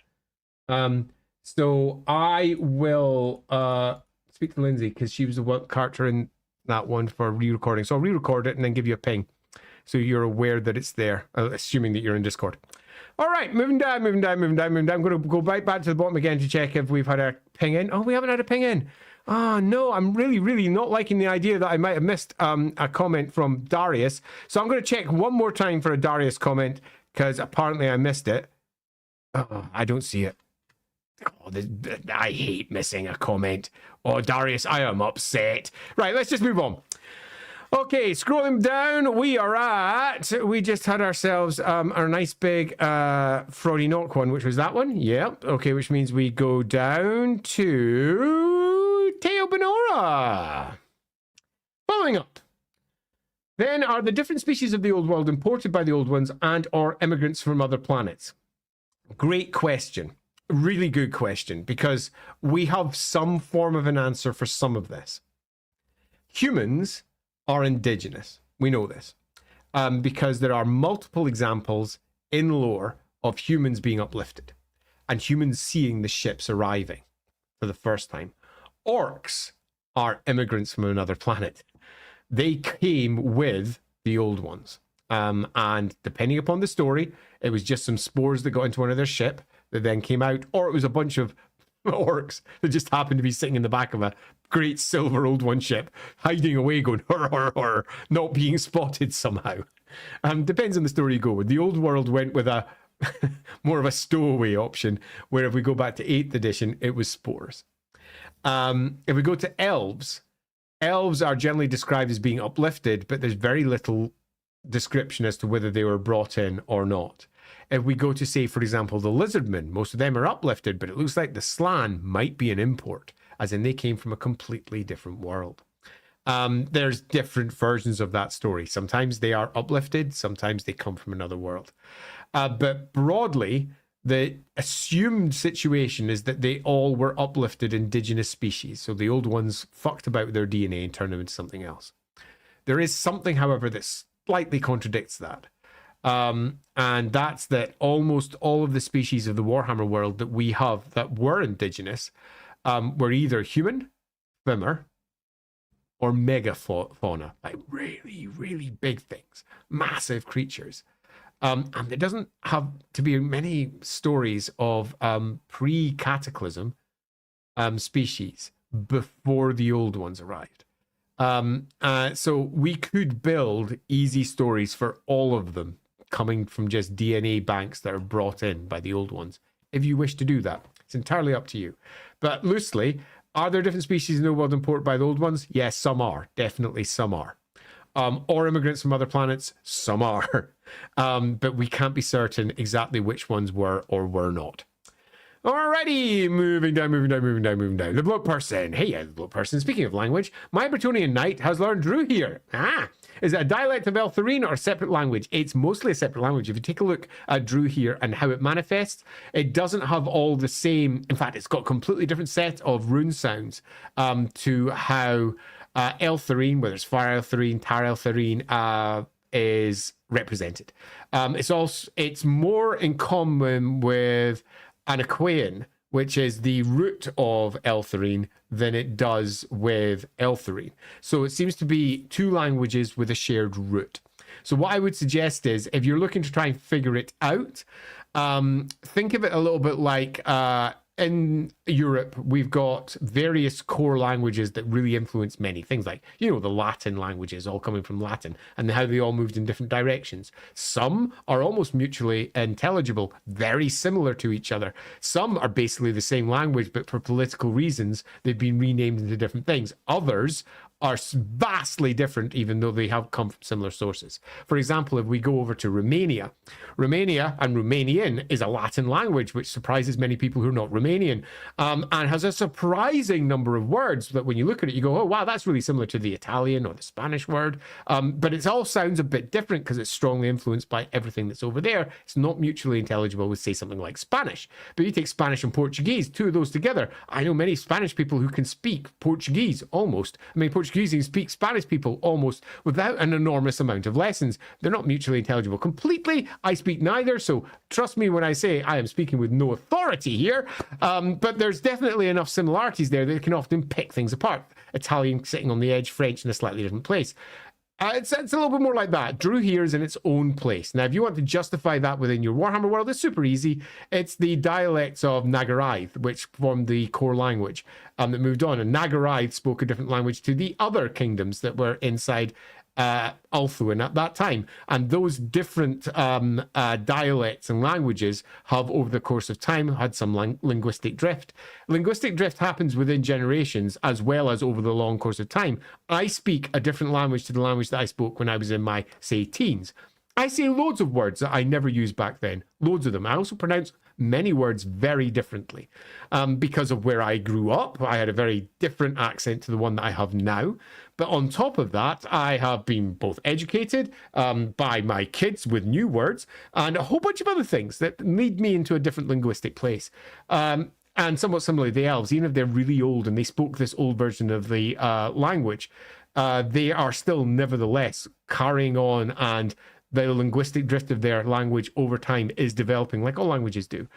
So even Malaria and Malekith, who you might say, well, they would be a custodian of the old forms, and surely the language would never move, to a degree. But language nevertheless still evolves all the time.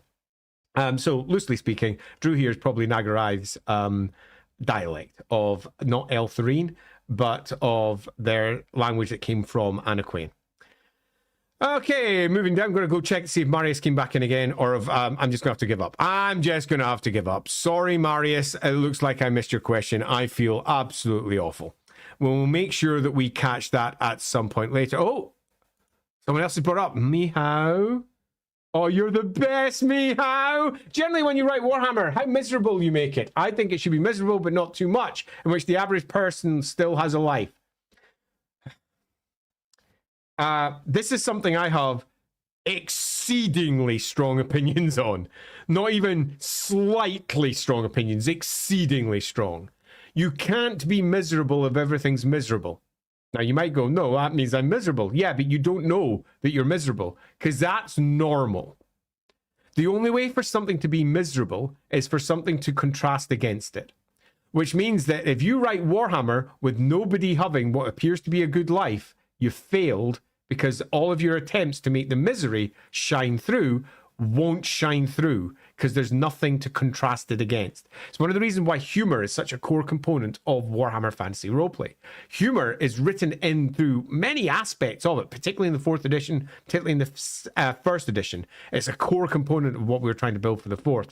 2nd edition was much more po-faced, and because of that, it made it harder to make the horror happen. Why is that? Because horror works at its best when you can compare it to not horror. And it sometimes works even better when you compare it to something that's so not horrific that you're smiling about it. And when the horror comes, it hits all the harder as you swing wildly from an amusing situation to a truly terrible one. I would say this is almost a core component of how we pitch LAWhammer, where we sometimes have some tonal whiplash as we move from really ridiculous situations to truly horrific ones that leave people going, ah! But the only reason that they're going, ah, is because everything seemed okay just a few moments ago. If everything feels like, ah, people stop reacting. They're like, oh, it's another horrible thing coming across the horizon. Yeah, okay, so it's got long claws, does it? Yeah, so did the last thing. Oh, they're bleeding this time, gotcha. Well, the last one was covered in grisly guts, so, I mean, they were effectively bleeding anyway. Oh, its eyes are big and nasty. Gotcha. Yeah, I suppose that's different to the shrewd eyes the last one had that were really squinty and were gauging everyone and judging them whenever they looked in a particular direction. If everything is grim and dark, nothing is grim and dark. To write true grim dark, you need to have some form of release to ensure that that grim dark can itself live. So, how miserable do you make it? Pretty fucking miserable. But you don't only make it miserable. That's generally what I would suggest. The average life for the average person is not necessarily a particularly good lot, but it's not necessarily that bad depending on where they live. It's not necessarily good at all. It could be literally awful by what we would consider standards. But their life is their life. It's what they live in. It's their norm. And to get something miserable for them, it would need to go beyond the misery that you've described to be something truly awful. But broadly speaking, contrasts are absolutely important. Thanks very much for bringing that one up, Mihao. You rock. And I obviously missed it earlier when you probably posted before because you then posted immediately again. Are you killing me? Sorry, missed that one. Let's move on quickly to rotating potato. I'm thinking of rotisserie potato again. Might be a big question, but when you start world building for a fresh faction like Kislev, yep, what's the general flow you follow? Like, how do you decide what aspects of the faction to cover, and how would you handle something like Ind, Stali, etc. on a surface level? Holy shit, that's a big question, rotating potato. And I do mean that's a huge question, world building question. Right, so I'm going to answer this in two ways. Number one is going to be the answer that is going to be a bit skimmy, and I'll run through it quickly, and it'll take like about 2-3 minutes. Number two is that I do a bunch of masterclasses over on the Rookery. Rookery Publications has got its own little Patreon off on the side where we speak to people from across the games industries every single week, and we do a big chat with them. We pop up for free every single Saturday. It's just an hour's chat. It's always fun. Last week we had Stu Goff discussing, and last week, that was yesterday. Yesterday we had Stu Goff discussing how to interweave myth with history to create mythic histories, because he'd done that in one of his games. Super awesome.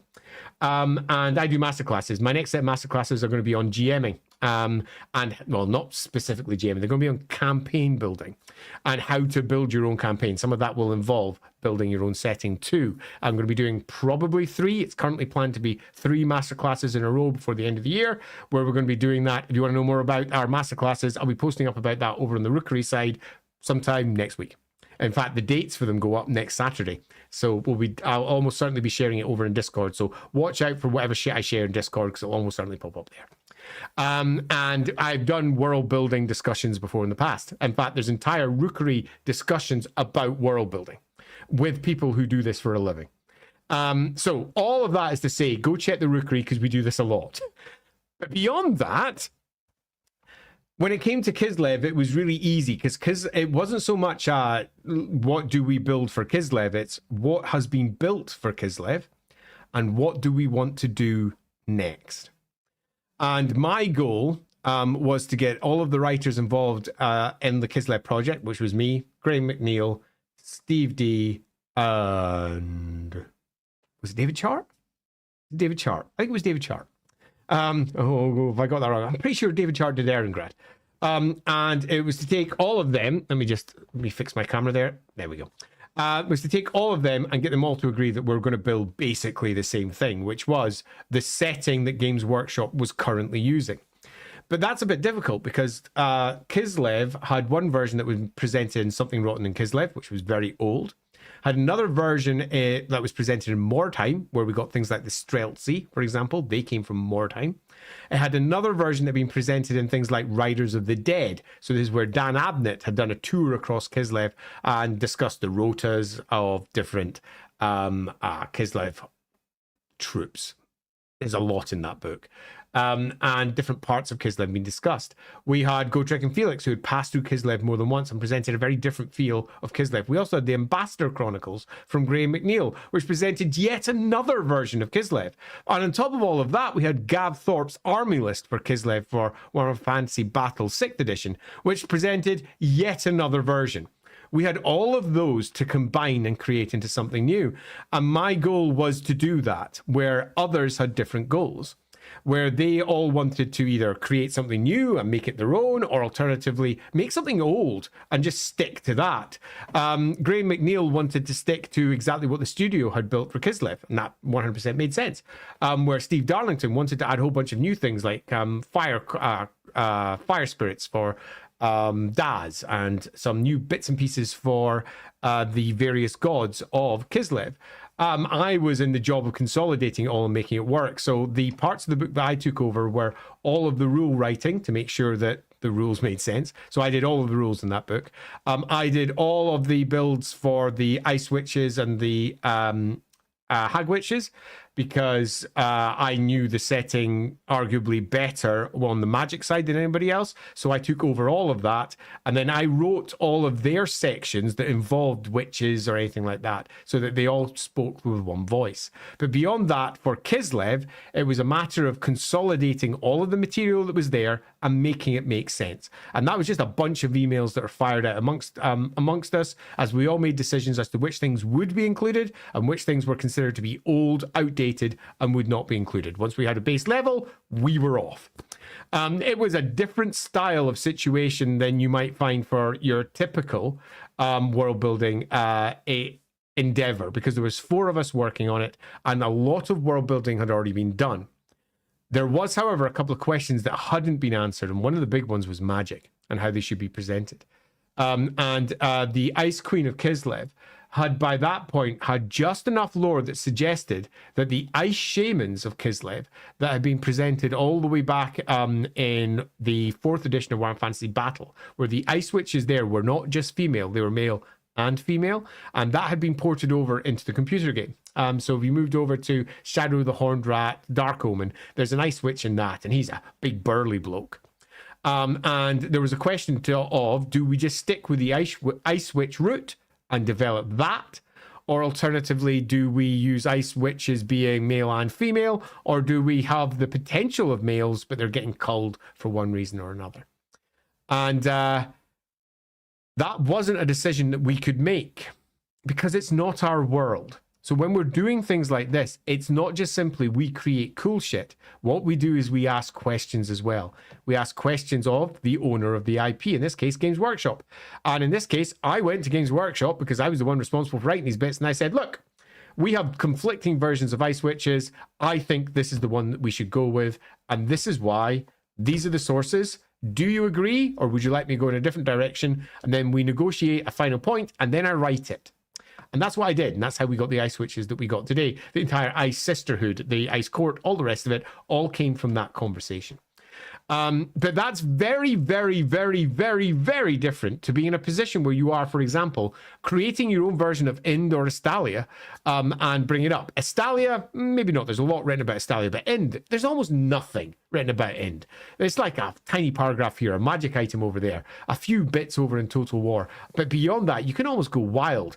And that's where you're doing something very different. Now, obviously, I haven't mentioned the Kislev side, looking into the various real world cultures that are potentially there and deciding if there's anything to port over. But we can discuss that loosely on the End of Nostalgia side. And I'm just going to say, you do a lot of research and you bring in people involved. So for example, when it came to Kislev at the time, I had someone who was involved with the Russian translation that I was talking to. And I had a bunch of Polish fans that I was talking to as well. And they provided a whole host of insights into some of the things that I did. If I was doing something like, say, End, I would not be happy unless I had at least 4 or 5 strong experts on India with me. And also 4 or 5 people who just lived in India, who'd be willing to just sit down with me and give me their views on what India is like, so we can then build something that feels like a really good Warhammer version. Would I just do it through research online? No. I'd fuck it up. I'd fuck it up bad. But I'd be researching with people who actually know their stuff, building the cool shit with them, and then once we built that cool shit, I'd build it all up. But there's so much involved with that I can't really get into it in a small comment and ask me anything. It's more of a rookery thing where we go into world building and step-by-step processes for how to take an idea from concept all the way through to execution. That's something that we do in our various masterclasses over there. So I will probably leave it for that side. So moving down. Right. Getting evil. Are gnomes psychologically the most human race? Not really. No. No. Gnomes are one of the most underwritten species inside Warhammer. They only have like 5 pages in their modern version. And I wrote those. So there's very little about gnomes inside the official lore as it currently stands. Are they human? No. But one of the jobs when you're writing a piece like that is to make them as playable as possible with what you offer. Now, it was basically an intro to gnomes. And I wanted to build something that was accessible, simple, and gave you everything you needed. Enough history to understand who they were. Enough background to be able to play one. Enough new material that you could play almost any career with them. Enough discussion of their gods that you could go, oh, that's their core gods and that's how they work. That's a lot to do in just 5 pages. And I kind of nailed it. This isn't a blow my own trumpet moment. This is just I did everything I needed to do. I had a brief that I built myself. I sent it off to Games Workshop, fully expecting them to go, wow, okay, maybe not. And they did the opposite. They were like, I can't believe you've taken something that we discussed and turned it into something that actually works. Because there was quite a lot of discussion as to whether they could even work at all. The goal was to then do another article about the gnomes in a later book. I was going to be doing one about Glimdwaro, and Glimdwaro was going to basically speak about their culture and who they were as a people, and it was going to go beyond the obvious discussions, and it would have just literally pointed out gnomes aren't human. They have a very different way of working, but that never got written. So gnomes are whatever you want them to be, because there's very little written about them out there. Okay. Apparently, oh no. I really wish I hadn't brought your comment up, because I'm now going to have to pronounce your name. All right, I'm Scottish. This is going to be a complete hack job. So it's me, Kaylee. Hey, is that an X or is that a sh? It depends on where in the world you're from. I don't know. It could be Teshira. It could be Tezira. Tizira. Too many different ways to pronounce that. Apologies. Do drop in a pronunciation phonetic guide if you wish into the comments. I've been trying to convince Sotek to do a Palace of Slanesh in the 6 Circle stream to celebrate Tides of Torment. Maybe you convince Amanda. Yeah, I probably can. Because I think that might be a good idea. In fact, I'm going to write that one down just so that I bring it up with him when we're doing our discussions. Because I think it's a relatively natural fit. Let's do that. Cool. Okay, that's added to my notes. Let's move down a bit further as I bemoan the fact that I can't speak hardly any languages out there. Yeah, Richard Knowing, Romanian, it is in the name, but most people don't really realize that the Romans got so far up there, had such a deep influence in Romania. up there carries so much of their DNA in their language. Beerval. Who are the House of Krieglitz? There's like no info on them. And where's Krieglitz itself? Archives mentions it's in the capital of Talbot land, with zero indication of where it could even be. It's on one of my maps. Right. Let me... it's going to be another LAWhammer reference, I'm sorry to say. As I go over here, pretty sure I have placed it on. You're going to find it on, I think, the Midland map. Now, it might sound ridiculous because Midland's fucking miles away from there, but it's got an Empire map on it. I'm pretty sure. Oh, I didn't mark the capital, did I? God fucking damn it. I mean, I sort of did. I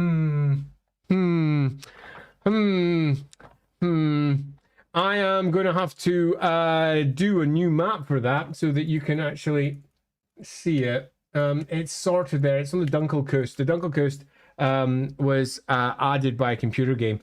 It's one of the provinces of the Empire in the north of Talbotland, and Krieglitz is up there. It's in the very north of Talbotland to the west, to the east of the crater on the River Talbot. And the House of Krieglitz is there. But yeah, it's not actually marked properly on this map, so I will. I mean, it sort of is. It's sort of there. I mean, it's. I mean, I'm going to give you the map anyway. I mean, it can't hurt, can it? Let me just quickly. I've got lost in Borkbach again. Let me just get the correct one. So, if we go to the Midland map that's online in the Midland political stretch. Here we go. I'm going to pass it all over to you now. Control C, Control V. If you go to that link that I've just posted, it should be arriving you any moment. You'll find that's the Midland political sketch. And in the top left-hand corner of the Midland political sketch, there is a map of the Empire as a whole. Now, this map is a map from 2512. That's the year inside the Empire, where politics are very different to what they'll be later, where we have provinces like Talbotland and Talabheim as a province, and Talabheim rules Hochland. It's why Hochland is not marked with like big heavy letters. It's just marked with tiny little letters that say Hochland just above Talabheim. It's ruled by Talabheim. Talbotland is ruled from Krieglitz, and you'll see that there's a place called the Dunkelkust. I'm pronouncing it terribly, Dunkelkust. Just north of, or just above, pardon me, the Talbotland word right in the very center of that map. And just above that, you see a little Imperial cross. That is Krieglitz. And yeah. House of Krieglitz, very briefly described inside the enemy in Shadow's Companion, where you can find out the House of Krieglitz there. Very, very small amount, just saying who's the leader and who their heir are, as I recall. There you go, there's a little bit of detail for you. Sarmelian, is there any faction in dire need of new art? So many. Yeah, if I was to pull out one, it would be the Aeonir. The Aeonir have been woefully misunderstood and turned into just almost Azrai Wood Elves, which is not great. They could really do with a really nice piece of art to make them something new and interesting and exciting. Overall, all of the Empire has turned into just one faction rather than being lots of different factions. So ethnic differences for the Empire is sorely needed. I would love to see that. If we're looking at the overall factions as a whole, the Bretonnians have fallen so far behind that they could do with a proper upgrade. If you take a look at the old world and what it released for its version of Bretonnia, it's pretty much all old art, saying basically that Bretonnia hasn't changed for 200 years, and the same art is used in that book as was used for Bretonnia 200 years later. If anyone needed an update, it's Bretonnia. So hopefully that answers that. Moving down to the bloat person. I mean to ask, Andrew here, does it need perfect pitch? Yes. Yeah.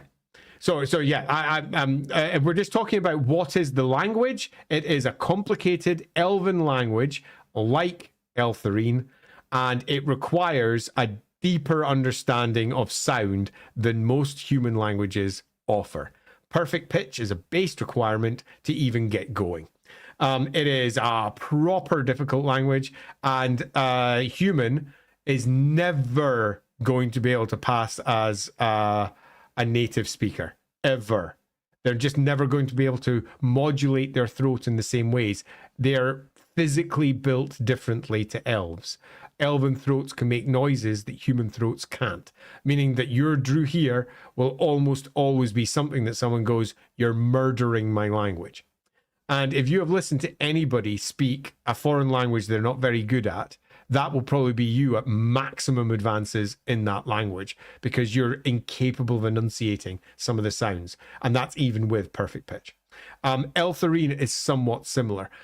Having said that, there are examples of individuals who can speak Eltharine Drew here passingly well. Certainly well enough that it doesn't cause the elves in question to cringe too much. And I'm cool with that. And if that's how you want your game to go, go wild with it. My own personal game, you're never going to get there unless there's something special happening, that you're a mutant and your throat's different, or alternatively you are just a genius with sound for one reason or another and can emulate certain sounds in a fashion that most people can't. That suggests you'd also require the mimic talent. If without the mimic talent and the perfect pitch talent, you're probably screwed. But if you get both of those talents, I'd say you're definitely in a place where you could start pinning it down relatively well. Necromancer Kobold, in reference to my suggestion from the last stream, after hiring someone from the region, how would you go about adapting Haladin into Warhammer World? I would sit down with the person at hand, possibly even a small group of people. That's generally my preference. And we would go through the process of blue sky thinking. As we know, idea is bad. We have at this point already read all of the core sources. We all know them. I am, in this particular meeting, the Warhammer expert. I am the person who knows Warhammer. They are the people who know their culture. They are the people who can articulate to me stuff I'd never consider, because if I just read stuff online, I wouldn't know all the stories that have been passed down hand to mouth, generation to generation, or local stories that never hit the internet. I know more about random bullshit facts from the north of Scotland than most books offer, because most books don't go into all the stuff that the kids are talking about the local ghost stories, about the local spirits, about the witch that lives in a particular place. That's the shit that I grew up with, but it's not in most books. In a similar fashion, I'd be wanting that sort of cultural detail, those sort of childhood details that I just wouldn't have, stuff that your grandmother had said about a particular thing. I'd want all of that in people's minds so that they can discuss it out and then effectively do the Warhammer job, which is dial it up to 11 and make it match what Warhammer offers. Warhammer has 8 winds of magic. Warhammer has a different magical setup. Warhammer already has genie of various types. How do we use that? And I'd be discussing and asking questions. What do you think are the best ideas? What can we do to make this work? And those ideas would slowly percolate into something cool. We wouldn't want too many ideas. We'd want like everyone to offer like 3 or 4 ideas. We'd all look at them and see which ones we thought were coolest. And when we'd start detailing those ideas out. Now, if you want to see this in practice, I can actually give you an idea of someone who's done this online. Go to Rookery Publications on YouTube. And if you want to see collaborative world building going live, I say they because I wasn't in this stream. But this set of streams is really good. It's a set of streams with Tom Toner. It's the EU world building, extreme world building workshop. And he does, let me see if I can find it. I'm going to have to go to past streams. I'll go to the first one. He's done 2 of them so far, and I believe that an EU part 3 is coming. The first one is here. You can hear the countdown music running as I grab the link for it. That is an example of collaborative world building. And this was done live, much like we're doing a live discussion right now. This was done live with the audience that were watching when they did it. So Tom was there with Andy and Lindsay, and they just built a whole bunch of cool shit. Now, this isn't built with a goal in mind, as in we're trying to adapt Aladdin or something similar, but it sort of is. They were building an exoplanet. It's the same idea. Watch it. I think it's really quite fun. That's one. I'll get you the links for both of the ones that are done, actually. So if you want to watch both of them, you can. And if I remember, I will add it to the video description afterwards. Here's EU Part 2 as the music runs out. Electric Boogaloo. There we go. Hopefully that'll give you at least a bit of an idea. Moving by a quick what if. What if during the Cataclysm there was a green screen leader who could bring a titanic wow like Grom or Grimgors or Face Flayers? I think that's almost certainly the case, Tabal. I think this isn't really a what if. This is more of a let's build, because this probably happened. Right, so running down, let me see, let me just double check I'm not missing any here, because I don't want another Darius situation, which was bluntly awful. Oh,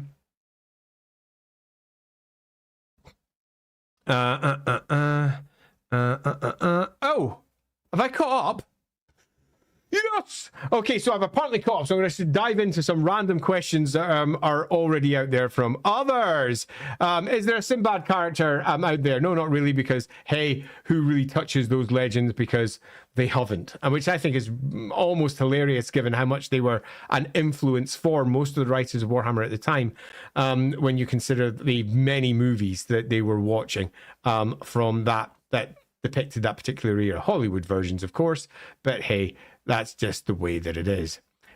Krieglitz is not Kuzel per se. I'll cover that in another one over on that one. Let's just run through ones. I'm going to go relatively quickly.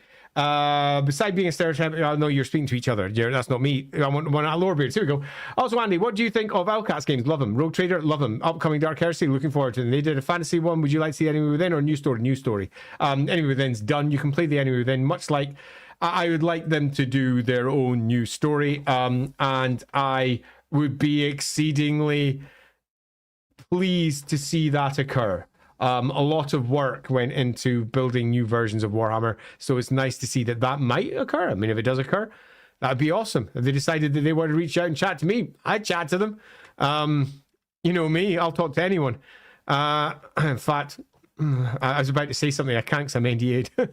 Fuck. It's not about a computer game, just in case you're asking. But it's about something I was about to mention because I'm an idiot. Here's another at LAWhammer.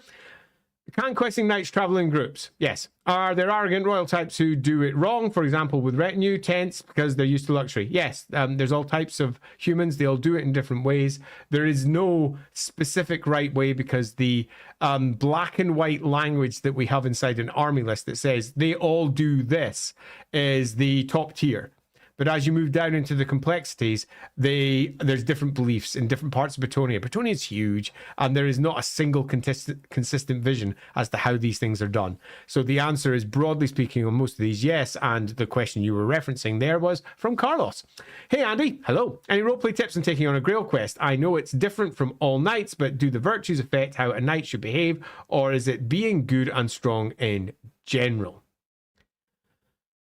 Wow, Carlos, that's a toughie.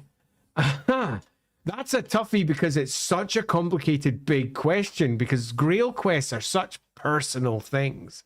They're about almost overcoming yourself to prove that you are worthy of eventually finding the Grail. And those who are strong and will need to confront the potential brittleness that comes with it. Those who are proud will need to confront the dangers of that pride. Those who are weak will need to show their strength. There's all sorts of different ways that it can manifest. Even their vows that they take are not, they're like all vows. We take them and we hope that they stick, but they don't necessarily. Our virtues, oh, there's so many things I could discuss. Loosely speaking, I would actually say this is personal and down to how you want to build it for your own games. I would be looking to, this is a campaign, the whole campaign. So in many respects, you're asking, how should I write a campaign? And that's a big one, but also one that I'm sort of tackling inside the Rookery, where I'm doing campaign building for my next 3 masterclasses. It's not directly related, but I will mention them again because I'm quite looking forward to doing those masterclasses because I'm building on them just now. But loosely, how should the knight behave? That's a question that's almost impossible to answer because every knight is different. It's not just about being good and strong. Some of them are not good, but they succeed with the Grail. Some of them are not strong, at least not strong in a physical sense. They're strong in different ways, and they find the Grail. There's so many different tales that you can tell. The most important one I would probably consider is how do they overcome who they are? what do they do? And through the process of doing that, why does the lady mark out their deed as worthwhile and worthy of receiving the Grail? It's an interesting question. One that I fear that have I missed another one?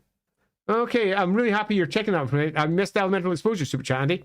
Starts this way. How would Dawi Society deal with IDD dwarves working on a dwarf Eng character that should take the Slayer Oath after Malaka? Is there more? I feel like I'm missing something here, Mihao. More. That LAWhammer for writing a comment, Randy will ignore it. So true. It's a rule made during the HC. Yeah, 100%. Right, before I answer that, this made my day. Thanks, Andy. I'm not sure I was that useful, but sure, we made your day. Yay! I'm glad. Meow. So, first, I'm going to do... well, let me check this one again. How would Davi say I deal with IDD dwarves working on a dwarf engineer character? There we go. That would take the Slayer Oath after a Malachi-style mistake. Gotcha. But can't, because then there would be none left to take care. It can't.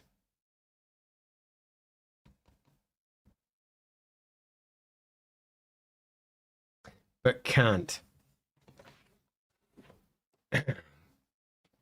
Can't is an interesting word for dwarfs.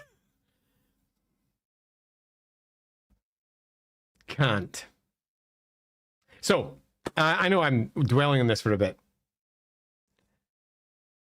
Can't. There is no such thing as can't. There is only do or do not, to quote Yoda. And when it comes to your honor, there is only one answer. Do. That's it. Do. Apparently there's more. What's that? More? Andy, there's more? There's more. Is that more to the comment? And if so, how the frick am I missing it? Is my comment's not coming in quite right there? Is there more to this particular comment? I'm going to presume can't take care of anything. As it currently stands, this question here, it sounds like they would take the Slayer Oath. I can't see any reason why they wouldn't. If there's more to this one, Mihao, I would like to see it. But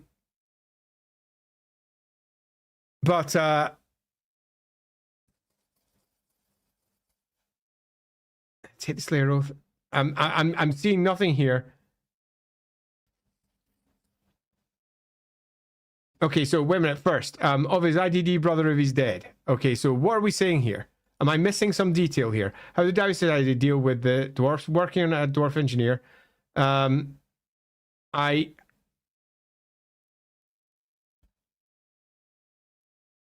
can't see why he wouldn't take the Slayer Oath. Am I missing something? Please explain it if I've just missed a fact here that I'm not quite grasping. But I think he would take the Slayer Oath. I might be getting some weird delay in chat here and I'm not seeing things popping up quite clearly. In fact, somebody's just said that. I think there's a delay in the chat. Oh, it's you, Mia. I think there very possibly is. And I'm possibly not getting the stuff through. I can't see why he wouldn't take the Slayer Oath in this particular case. If you've got a nice clean explanation, please just tap it out. It doesn't matter. I mean, no, it doesn't matter, Dragon Knight. He would still take the oath.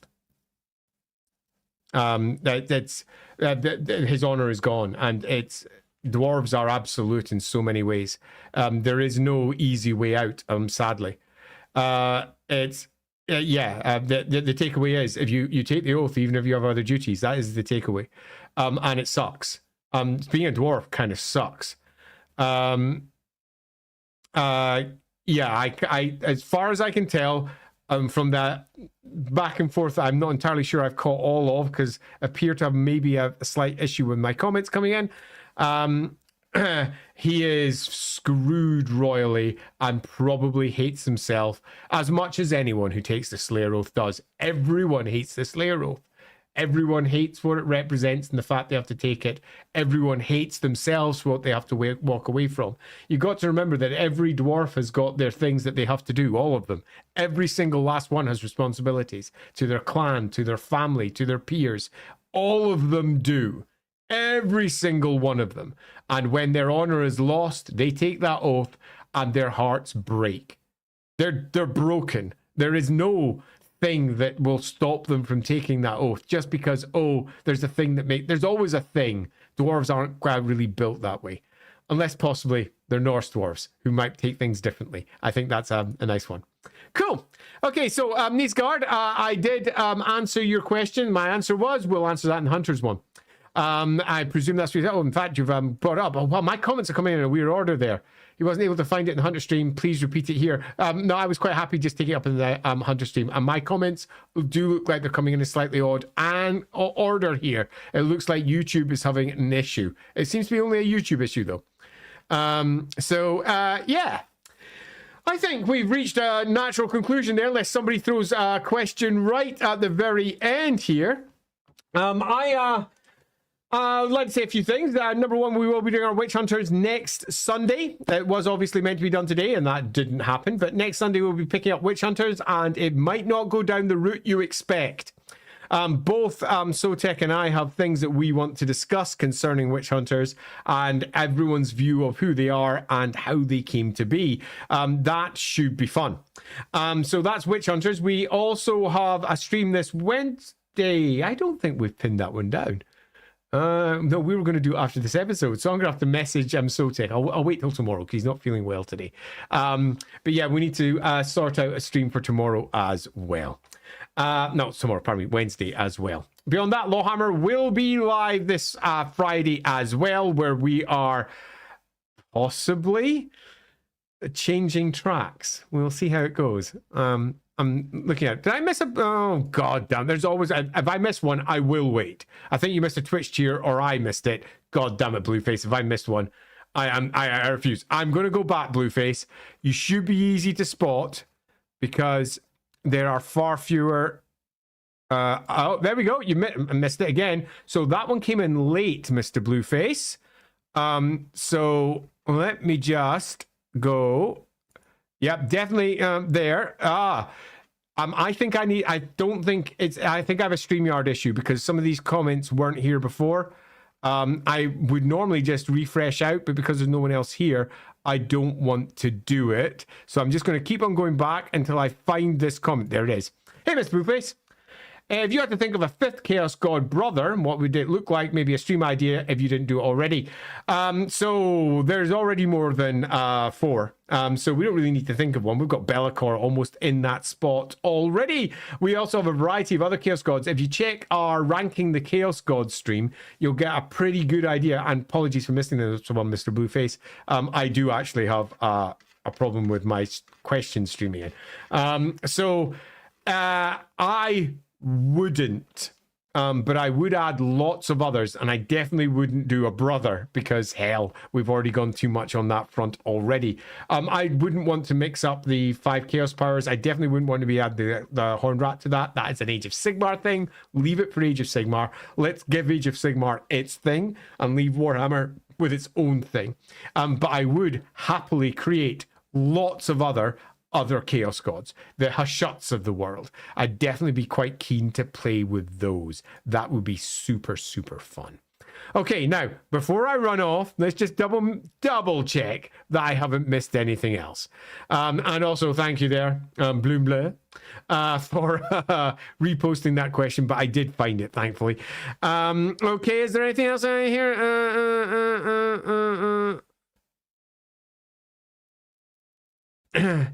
Yes, gathered, and again, he would leave it to his clan to deal with. That's the clan's problem now. It's no longer his, no matter how much he wanted it to be his. Monitoring Crescent, I will save questions for future streams. Coming in late. Have a good day. Thank you very much, Monitoring Crescent. Appreciated it. So, with all of that said, thanks all for turning up. I'm going to sign off. We will see you on Wednesday, if not before. And do be aware, if we're lucky, this week, things should change over in the Lorebeards YouTube channel, meaning that we'll be doing a bunch of other things. But it might not happen this week. We're reliant on YouTube doing stuff at their end, which is just basically us waiting for them to pull their finger out.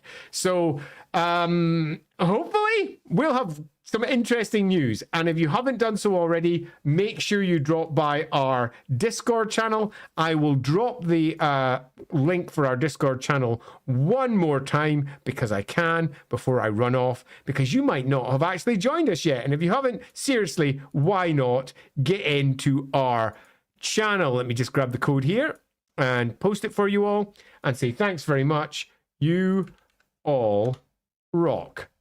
Until next time. Goodbye.